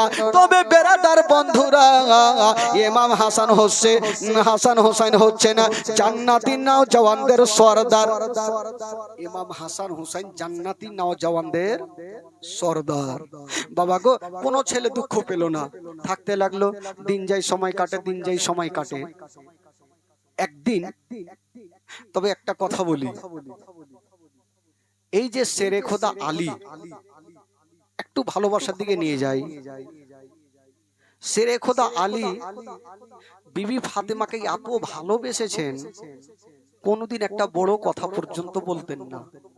আর ফাতেমা তো যাহারা স্বামীকে এত ভালোবেসেছেন, ফাতেমাও কোনোদিন স্বামীকে একটা বড় কথা বলতেন না। আচ্ছা বলুন তো, এখানে যতজন বসে আছেন যারা যারা নিজের বিবিকে কখনো মারেননি, একটু হাত তুলে দেখান তো।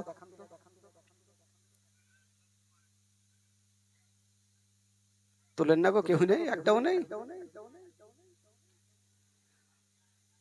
তুলেনি মানে সবাই মাইরেছে।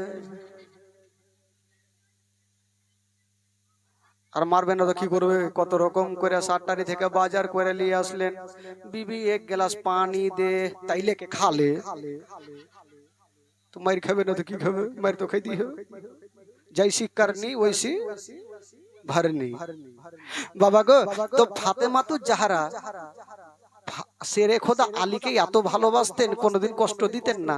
একদিন शेरे खोदा आली একটা প্রশ্ন করছেন ফাতেমাকে, ও বিবি ফাতেমা, আচ্ছা বলো তো তুমি আমারকে কতটা ভালোবাসো? তো ফাতেমা তু জাহরা বলছে কতটা ভালোবাসি মানে অনেক অনেক। এই বস বস, অনেক ভালোবাসি। তো শেরে খোদা আলী বলছেন বিবি, আচ্ছা তুমি বলো তো আমার কাছে কিছু এমন একটা জিনিস চাও তো, আমি দিতে পারি কি পারি না? তো ফাতেমা তু জাহরা ভাবছেন যে আমি যদি চাইবো, যদি স্বামী আবার দিতে না পারে তো স্বামীর মনে কষ্ট হবে না, আমি বলবো না। বলছে স্বামী গো, আমি কিছু লাগবে না, কিছু চাই না, শুধু আপনার ভালোবাসাটাই চাই। বলে না, তুমি একটু চেয়ে তো দেখো। তো ফাতেমা তো জাহরাকে বারবার যখন রাজি করছেন, তো ফাতেমা বলছেন স্বামী গো আমি চাই কি? বলে স্বামী গো, আমি টাকা নেব না, পয়সা নেব না, গাড়ি বাড়ি কিছুই নেব না, আমি শুধু আপনার কাছে দুটা আপেল চাই। জোরে বলুন সুবহানাল্লাহ। আজকাল যদি আর হতো তো আপেল চাইতো। तीन भारी सा गहना लेके दे, सोना लेके दे, नाल तेरा भात खाएंगे नहीं। এই অবস্থা। ফাতেমা তু জাহরা কি চাইলেন? কটা আপেল চাইলেন? দুটা। তো শেরে খোদা আলী বলছে তুমি এমন জিনিস চাইলে এটা দেওয়া কোনো বড় ব্যাপার হইলো? আমার পকেটে টাকা নাই তো কি, এখনই যাব লকড়ি কাটবো, বাজারে বিক্রি করব, তোমার জন্য আপেল নিয়ে চলে আসবো। ঠিক আছে জানো, ওইটাই তো নিয়ে আসেন। আহ দেখেন বাবা ভাগ্যের চাকা কোন দিকে ঘুরছে। শেরে খোদা আলী হাতে তরবারি নিয়েছেন, পকেটে টাকা নেই, কিন্তু বিবির মনের কথা পূরণ করার জন্য জঙ্গলে গেছেন। যেমনই জঙ্গলে যেতে নাই, ওই গাছের শুকনো শুকনো লকড়ি গুলা কেটে একটা জায়গাতে বোঝা তৈরি করেছেন।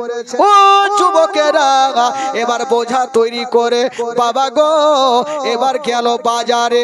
বাজারে গিয়ে দাঁড়িয়ে গেছে, কিন্তু বেরাদার ওই লকড়ি বিক্রি হয় না। 1 ঘন্টা হয়ে গেল, 2 ঘন্টা হয়ে গেল, কোনো খরিদ্দার আসে না।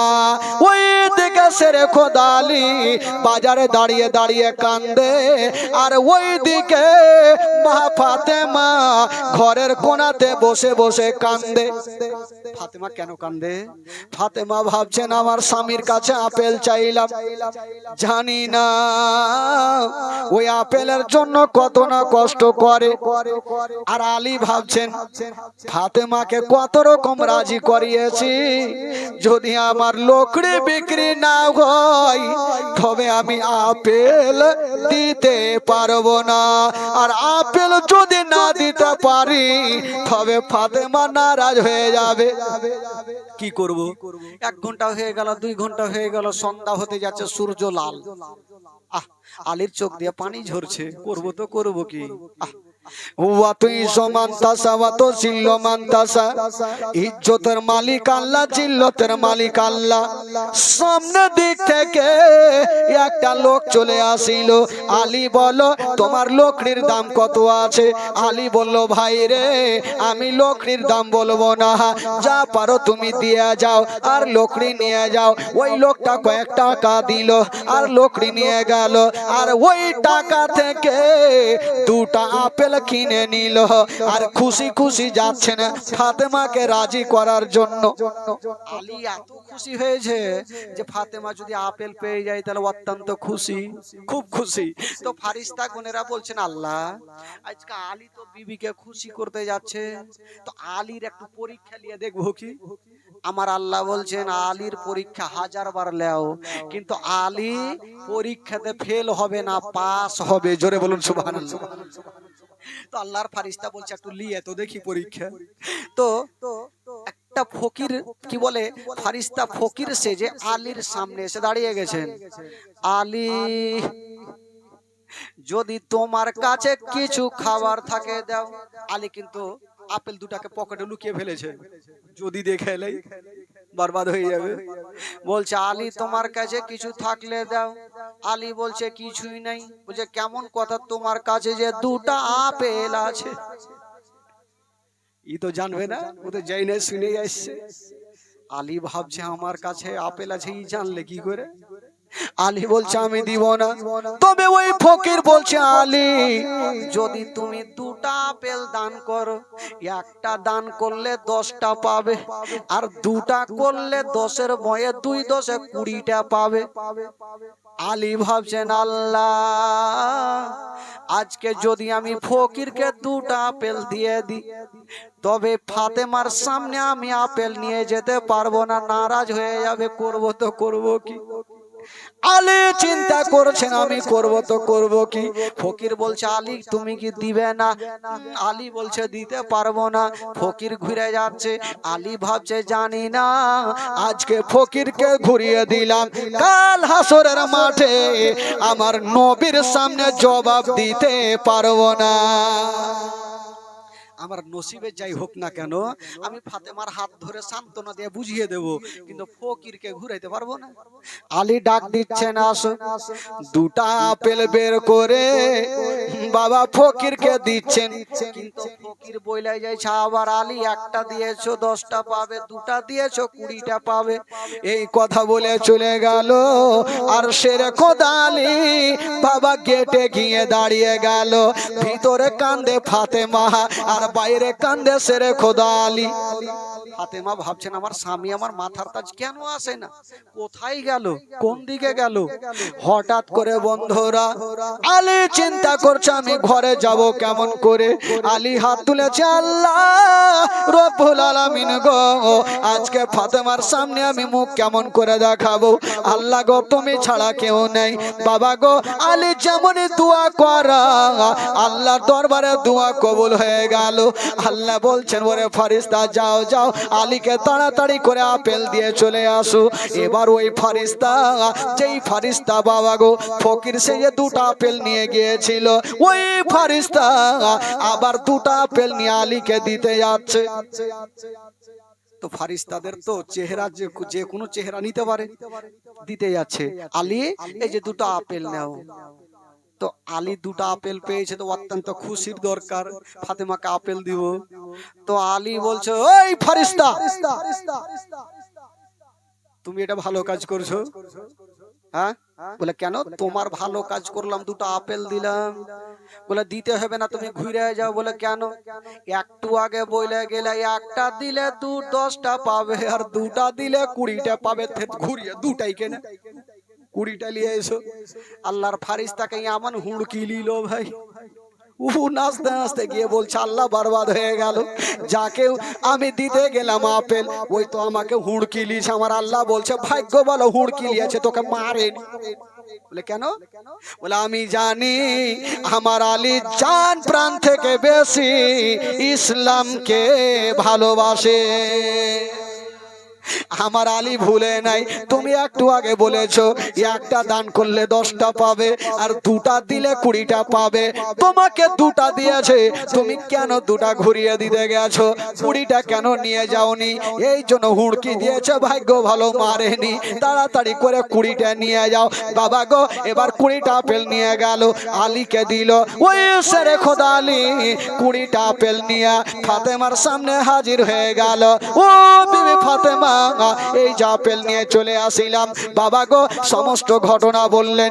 সঙ্গে সঙ্গে শুকরানা 2 রাকাত নামাজ আদায় করলেন। আর ওই আপেল দিয়া ফাতেমা আর শেরে খোদা আলী, ইমাম হাসান হোসেন ওই জান্নাতি আপেল ফলগুলা খেলেন। তবে বেরাদার বন্ধুগণ, বাবারা, ফাতেমা তু জাহরা আল্লাহর দরবারে যে দোয়াটা করে দেয়, বাবা কারেন্টের মতো কবুল হয়ে যায়। শেরে খোদা আলী যে দোয়াটা করে দেয়, কারেন্টের মতো কবুল হয়ে যায়। ও বেরাদার বন্ধুগণ, বাবা, তবে ফাতেমা তু জাহরা স্বামীকে এত ভালোবেসেছেন বাবা। শেরে খোদা আলী বলতেন, ও ফাতেমা, তুমি এত আমাকে ভালোবেসেছো, তবে স্বামীর হকটা তুমি আদায় করে নিচ্ছ। তবে ফাতেমা বলছেন, স্বামী গো, এমন ভাবে কথা বলতেন বাবা। শেরে খোদা আলী যেই কথা বলতেন, তার থেকে আস্তে আওয়াজে কথা বলতেন, আস্তে আওয়াজে কথা বলতেন। আর আজকাল আপনি বিবিকে যদি জোরে বলেন, তো তার থেকে 2 ইঞ্চি চওড়া ব্যাটারি ওয়ারি বাড়ে, ও আরো জোরে 2 ইঞ্চি বলবে। তো বাবা গো, স্বামী স্ত্রীতে মোহব্বত করলে আমার আল্লাহর আরশ পর্যন্ত খুশি হয়ে যায়। জোরে বলুন সুবহানাল্লাহ। বেরাদারান ইসলাম, মারপিট করবেন না ভাই, মন থেকে প্রাণ থেকে স্বামী স্ত্রী মিলেমিশে চলবেন। একবার জোরে সোরে দরুদ পাক পড়ুন, আল্লাহুম্মা সাল্লি আলা।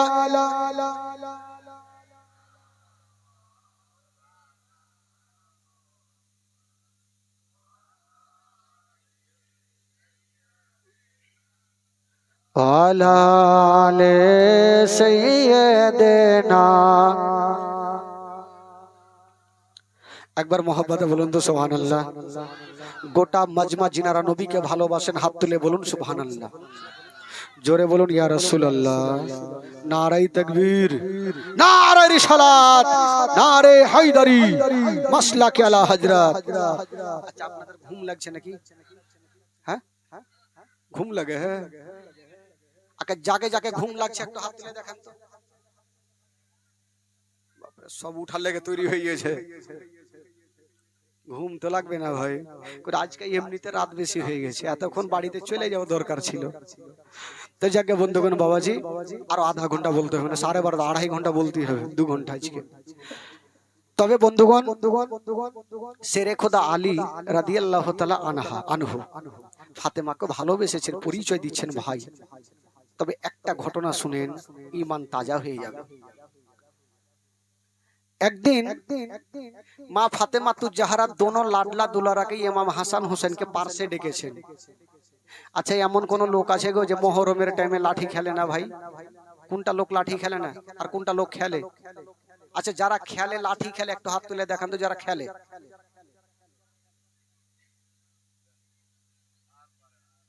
কেউ নেই? আহ, যাক, কত ভালো লোক রে, এরকম লোক জীবনেও দেখিনি। আচ্ছা যারা খেলে না তারা একটু হাত, যারা খেলছে তারা হাত তুললে তো তুলবে না, যারা খেলে না তারা হাত তুলেন তো। আগে মাগে, ওদের জন্যই তো জীবনীতে। লাঠি কারা খেলেছিল, আনন্দ কারা করেছিল, বুঝতে পারবেন। ঘটনা শুনেন। একদিন ফাতেমাতুজ জাহরা রাদিয়াল্লাহু তাআলা আনহার বাড়িতে কোনো খাবার ছিল না ভাই। একটু মন দেন, হে যুবকেরা শুনেন জীবনে। ফাতেমাতুজ জাহরার বাড়িতে কোনো খাবার নেই।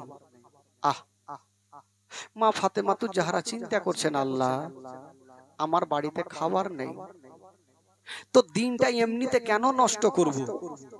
ফাতেমাতুজ জাহরা ভাবছেন, আমি এই দিনটিতে এমনিতে নফল রোজা থেকে যাব। আহ, ফাতেমাতুজ জাহরা পানি পান করে রোজা থেকে গেলেন। সকাল বেলাতে চিন্তা করছেন যে আমি তো রোজা আছি, আমার দোনো বেটাকে কি খাওয়াবো, বাড়িতে খাবার নেই, কি খাওয়াবো। তো পার্সের বাড়ি থেকে কিছু আটা নিয়ে আসলেন। দেখেন ভাই কত গরিব, আজকাল এমন কোনো মা নাই তার বাড়িতে খাবার নেই।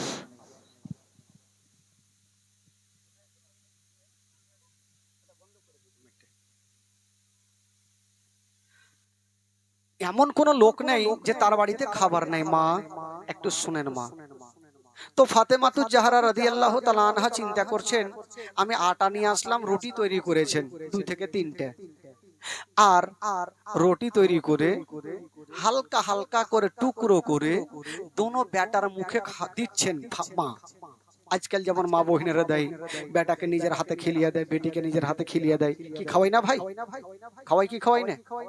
মা বোনেরা খাওয়াই। তো ইমাম হোসেনের একটা অভ্যাস ছিল যে মা যখন তার মুখে খাবার দিত, তো ইমাম হোসেন নিজের মুখ থেকে আবার নিয়ে মায়ের মুখে দিয়ে দিত। তো এই অভ্যাসটা কিন্তু ছিল। তো সেদিন ফাতেমাতুজ জাহরা যখন ইমাম হোসেনের মুখে খাবার দিয়েছেন, ইমাম হোসেন নিজের মুখ থেকে নিয়ে মার মুখে দিচ্ছেন।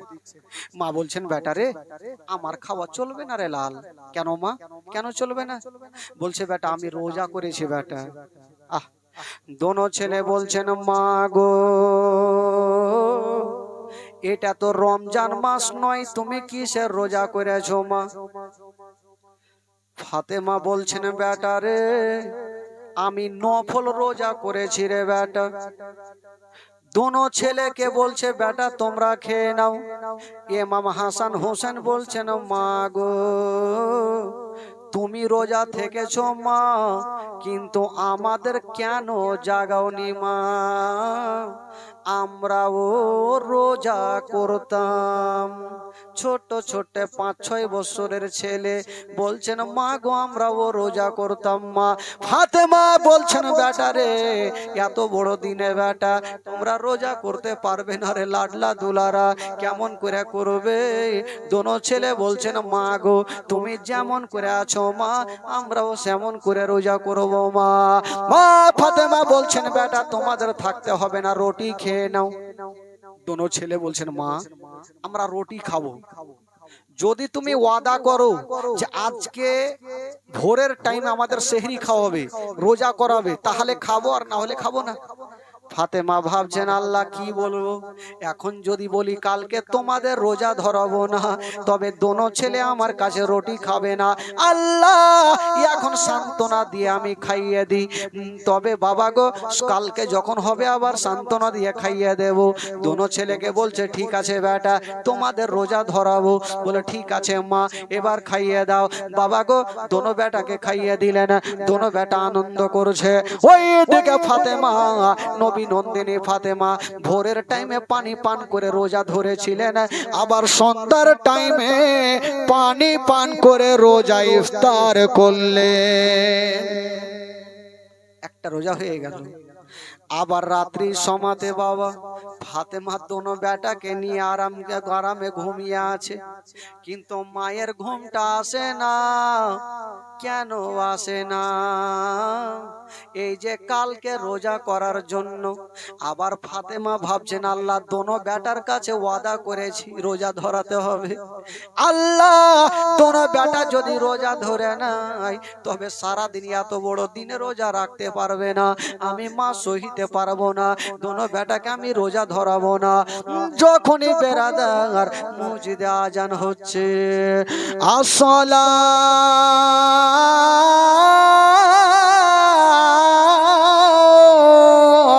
তো খায়রুম মিনান নাওম।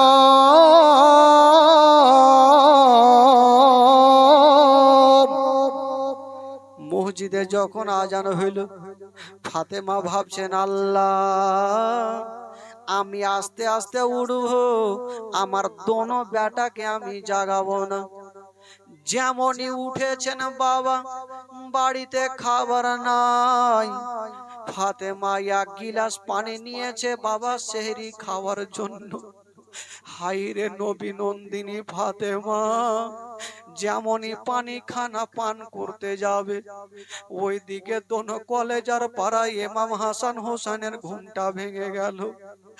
উঠে গিয়ে মার হাতখানা খাপ করে ধরেছে, মা মা গো তুমি ওয়াদা করেছিলে মা আমাদের রোজা ধরাবে, মা কেন উঠাওনি মা? ফাতেমা বলছে বেটারে তোমরা জেগে গেলে একটু ঘুমিয়ে যাও রে লাডলা। বলে মা আমরা ও রোজা ধরবো, মা রোজা ধরাও। ফাতেমা বলছেন বেটারে এত বড় দিনে তোমরা রোজা রাখতে পারবে না। দোনো ছেলে বলছেন মা গো আমরা কথা দিলাম মা রোজা ধরবো, কিন্তু সারাদিন তোমার কাছে খাবার চাইবো না মা, বিরক্ত করব না। দেখেন বাবা ইসলামকে কি করে শিক্ষা দিয়ে যাচ্ছে। এবার ফাতেমা তু জাহারা দোনো বেটাকে পানি পান করিয়ে দিলেন। দোনো বেটা পানি পান করে রোজা ধরে নিলেন। বাবা বিছানায় শুয়ে গেছে। সকাল টাইমে ফাতেমা এবার পার্শ্বের বাড়ি থেকে আবার খাবার নিয়ে চলে আসবেন বাবা গো, কিন্তু যাচ্ছেন বাড়িতে খাবার নাই। ফাতেমা চিন্তা করছেন আল্লাহ কি করব কি করব। দুটা গিলাসে পানি নিয়ে এসে দোনো বেটার সামনে রেখে দিয়েছেন। ওরে লাডলা দুলারা, ওরে কলেজার পাড়া, ওরে নয়নের তারা, তোমরা পানি পান করে নাও বেটা, রোজাটাকে ভেঙে দাও বেটা। দোনো ছেলে একটা উত্তর করছেন মা তুমি কি জানো না মা রোজাদারের সামনে খাবার রাখতে নাই মা, আমরা রোজা আছি মা, আমরা পানি পান করতে পারবো না। কথা বলছে আর ফাতেমার দিলখানা অন্তরখানা কাঁদছে। বলছে বেটার এত বড় দিনে তোমরা রোজা করতে পারবে না। দোনো ছেলে বলছেন মা গো তুমি নিশ্চিন্তে থাকো মা, তোমার কাছে খাবার চাইবো না মা। এই কথা বলে দোনো ছেলে বিছানায় পড়ে গেছে। ফাতেমা তু জাহারা চিন্তা করছেন আল্লাহ যদি কষ্ট করে রোজাও রেখে নাই তবে সন্ধ্যার টাইমে দোনো ছেলেকে খাবার কি খাওয়াবো, বাড়িতে আমার খাবার নেই, একটু খাবার থাকবে সেটাও নাই, আমি ইফতার কেমন করে করাবো।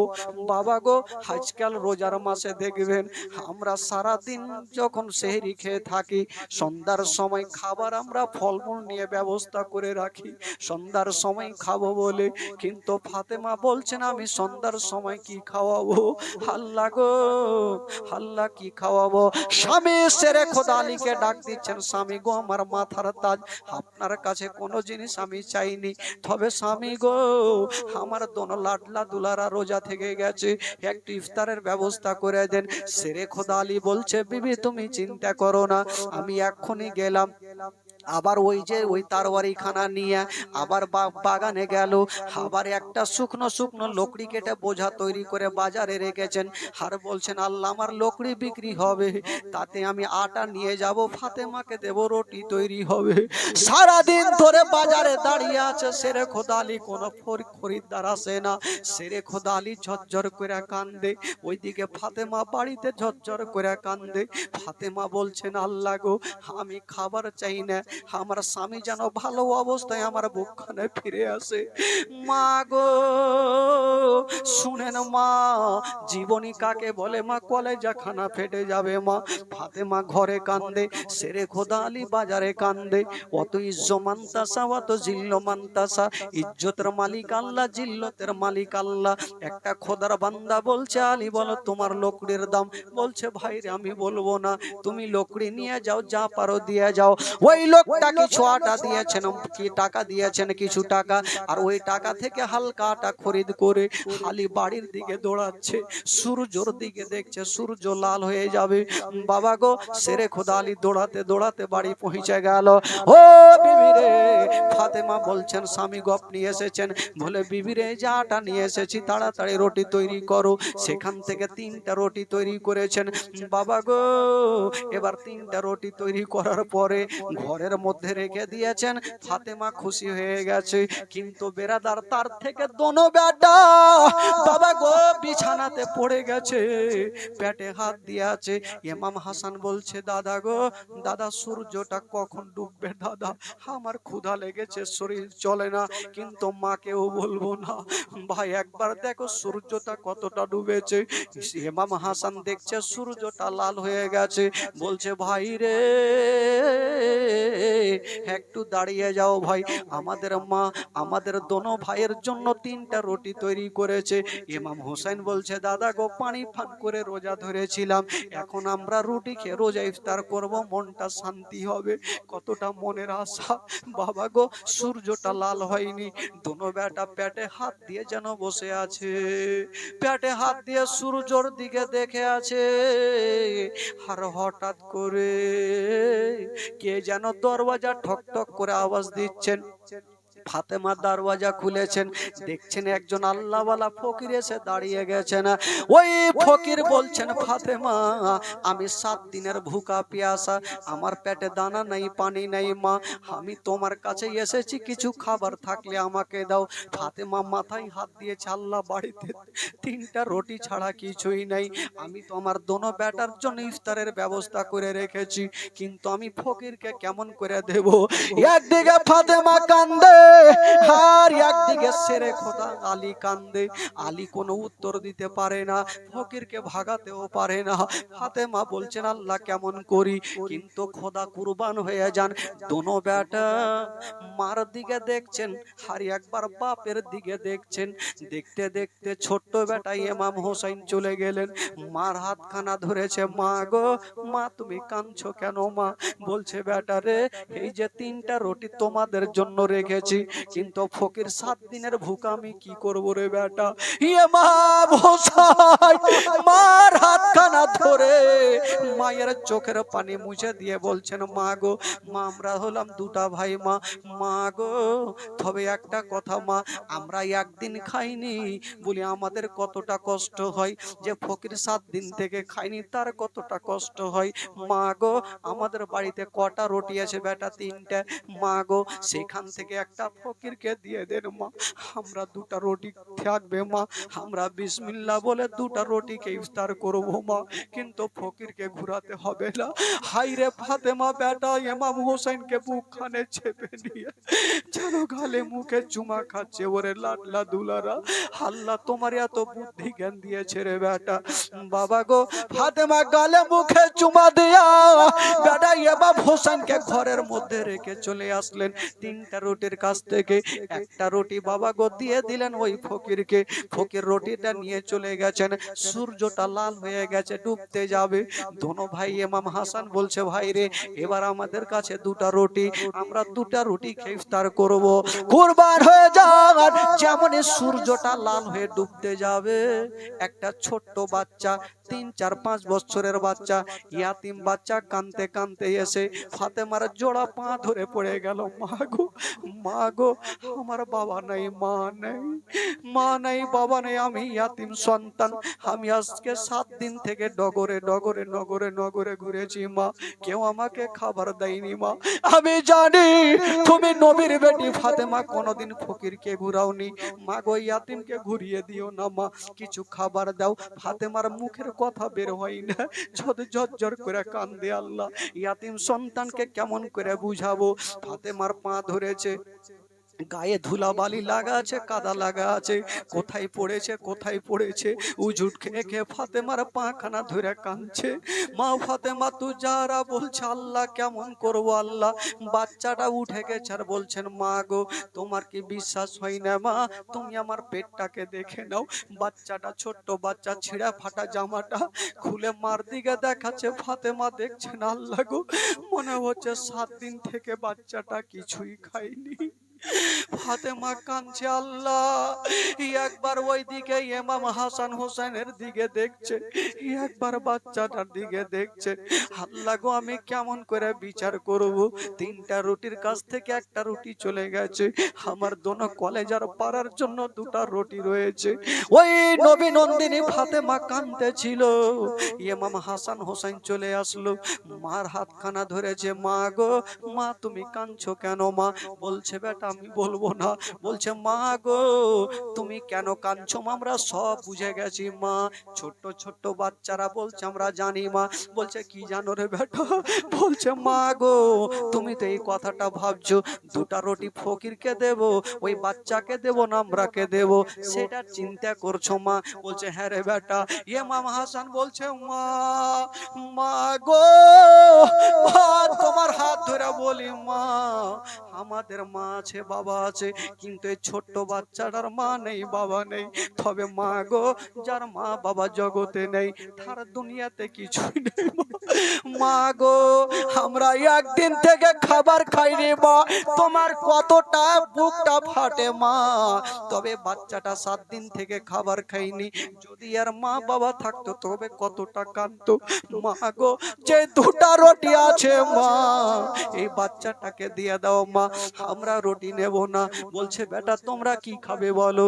বলছে মা গো, আমরা কিছু খাবো না মা, তবে মা তোমাকে একটা কথা বলে দিই মা, আমাদের খাবার লাগবে না, আমরা পানি পান করে রোজা ধরেছিলাম মা, আবার পানি পান করে ইফতার করব। ফাতেমা দোনো বেটাকে বুকখানে লাগাইয়া চুমা খাচ্ছে।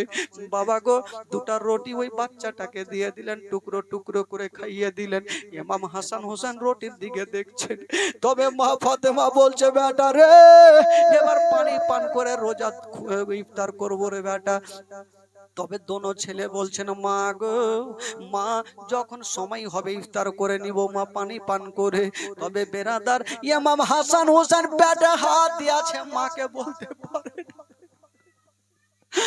মাকে বলতে পারে না, কিন্তু মা ছেলেদের মনের কথা পর্যন্ত বুঝতে পারে।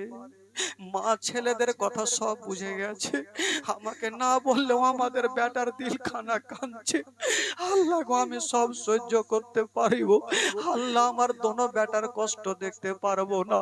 আল্লাহ গো, তুমি একটু খাবারের ব্যবস্থা করে দাও, আল্লাহ গো একটু ইফতারের ব্যবস্থা করে দাও।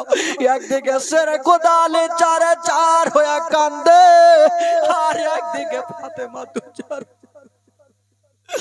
ডুগরে ডুগরে কান্দে দোনো বেটাকে নিয়ে। ইমাম হাসান হোসেন বলছেন মা, আমরা খাবার চাইবো না মা, মা গো তুমি চোখের পানি ফেলিও না। গুটি গুটি ছোট্ট ছোট্ট হাতে মায়ের চোখের পানি খানা মুছে দিচ্ছেন বাবা।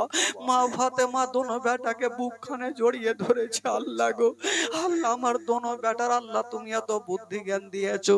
কথাই বলে বাবা, ছেলেরা যদি কষ্ট পায় তার থেকে মায়ের দিলখানা বেশি কান্দে রে বাবা। ফাতেমা বলছেন আল্লাহ গো, আমার দোনো বেটা তো ঘরের মধ্যে চলে গেছে। ইমাম হাসান হোসেন ঘরের মধ্যে গিয়ে সূর্য দেখছেন, কিন্তু ফাতেমার মনটা মানে না। আল্লাহ গো, আমার ছেলেরা পানি পান করে ইফতার করবে, আল্লাহ আমি মা আমার মন খানা মানে না। আল্লাহ গো তুমি ব্যবস্থা করে দাও। বাবা গো, ফাতেমা আল্লাহর কাছে দোয়া করছেন, ঝরঝর করে কাঞ্চার দোয়া করছেন। তবে বেরাদার, ফাতেমার দোয়া আল্লাহর দরবারে কেন কবুল হবে না? যেই ফাতেমা বাবা গো সন্ধ্যার সমাজে সাজদাতে পড়তেন, সারা রাত পার হয়ে যেত, একটা সাজদা ফাতেমার খতম হইতো না। ওই ফাতেমার দোয়া আল্লাহ কেন কবুল করবে না? বাবা গো ওই ফাতেমা কান্দার আল্লাহর দরবারে দোয়া করছেন, আল্লাহ আল্লাহ গো রব্বুল আলামিন আমার দোনো বেটার জন্য একটু ইফতারের ব্যবস্থা করে দেন। যেমনই দোয়া করতে নাই আল্লাহর দরবারে দোয়া কবুল হয়ে গেল।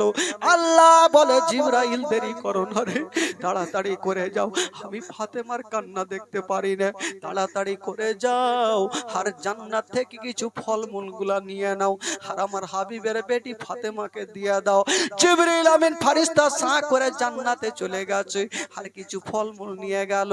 বাবা গো ফাতেমার হাতে দিয়ে দিয়েছেন। এবার ফাতেমা তো যারা ভাবছেন আল্লাহ কি আছে জানি না, যেমনই বিসমিল্লাহ বলে ওই পুটলি খানা খুলে দেখছেন বাবা, ওই পুটলি খানার মধ্যে যেন জান্নাতি ফল রয়েছে। ফাতেমা ভাবছেন আল্লাহ গো, সঙ্গে সঙ্গে 2 রাকাত শুকরানা নামাজ আদায় করলেন। ওইদিকে বাবা গো আমার নবী মুস্তাফা চলে আসলেন, আসার পর বলছে বেটি রে আমার দোনো নাতি কোথায় আছে? বলছেন আব্বা গো ওই ঘরটাতে আছে। বলছেন মা রে এই খাবারের খুশবু কেন এত আসছে? মা বলো তুমি খাবার কোথায় পেয়েছো? ফাতেমা সমস্ত ঘটনা বললেন। তখন নবী আমার বলছেন বেটি রে এই খাবারটা সাধারণ নয় রে মা, এই খাবারটা হলো জান্নাতি খাবার, এই খাবারটা হলো জান্নাতি খাবার। বাবা গো দোনো ছেলে আর মা ফাতেমা, ইমাম হাসান হোসাইন শেরে খোদা আলী বাবা গো ওই জান্নাতি ফল খেয়ে রোজা ইফতার করলেন। আল্লাহুম্মা সাল্লি আলা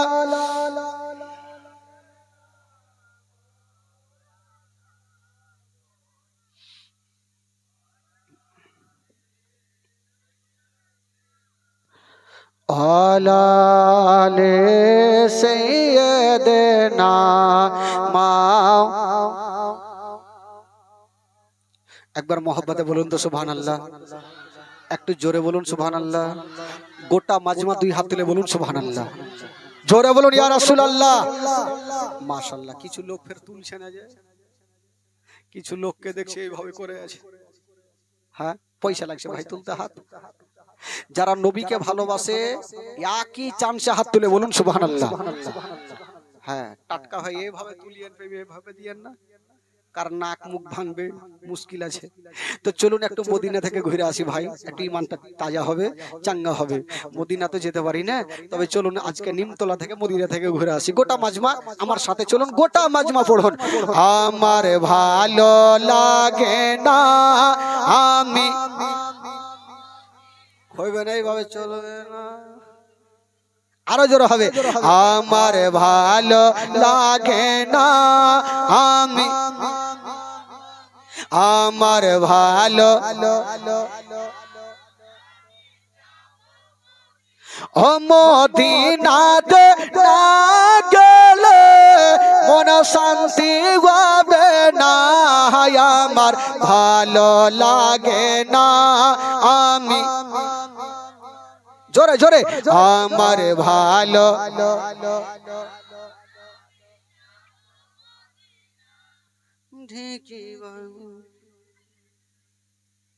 এত লোক বইসা আছেন তা আওয়াজ কেনা বাড়াই না, হ্যাঁ बोलवे नहीं करे है, कल्ले कल्ले बोले है, अपनी जोर से बोलिए, जोरे बोलें।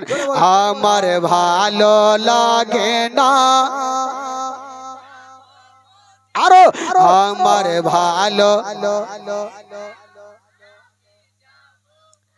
ও মদিনাতে না গেলে মনে শান্তি হবে না, আমার ভালো লাগে না আমি,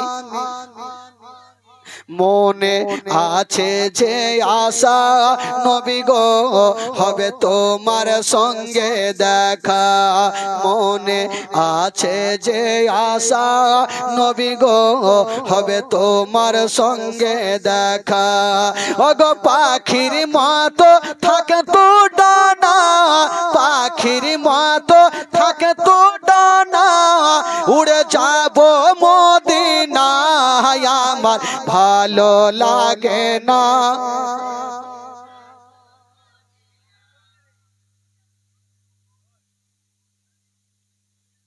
শুইতে যা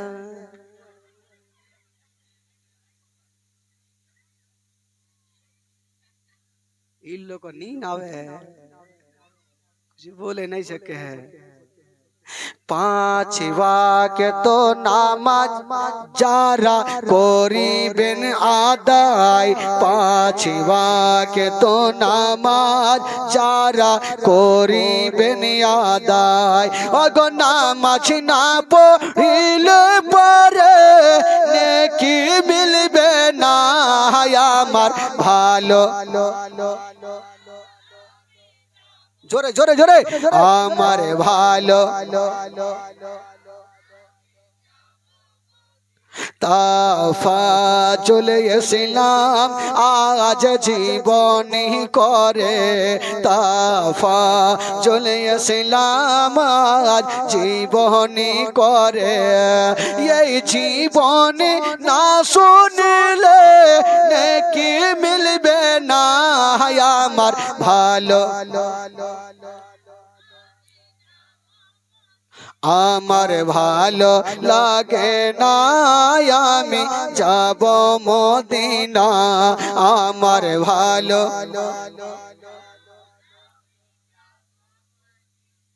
বেরাদরান ইসলাম বন্ধুগণ, বাবাজির ভাই আমার, তবে 12:30 আরো 5টা দিন থাকতে হবে, যেহেতু কালকে 9টার দিকে প্রোগ্রাম শুরু হবে, 11টা বা 11:15 পর্যন্ত। জীবনের নিয়ম হলো 2 ঘন্টা, কারণ ইঞ্জিল যদি একরকম চলে বুঝতে পারছেন। কালকে আসলাম প্রায় মুর্শিদাবাদ থেকে, আবার এখানে বলবো আবার মুর্শিদাবাদে বলবো আবার কালিয়াচক বলবো আবার গোলাপগঞ্জ।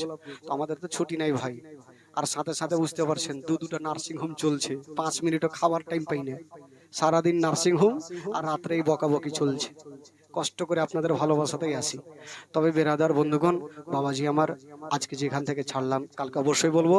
তবে কমিটিকে বলবো যে এ মাইক কালকে যেন না থাকে, মাইক না থাকে।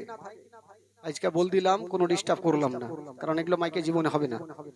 হয় ওকে ভালো সেট নিয়ে আসতে হবে, আর না হলো সিস্টেম ভালো রাখতে হবে ভাই। সকলে দাঁড়িয়ে যান, সাল্লাল্লাহু আলাইহি ওয়াসাল্লাম পড়ুন, ইয়া নবী।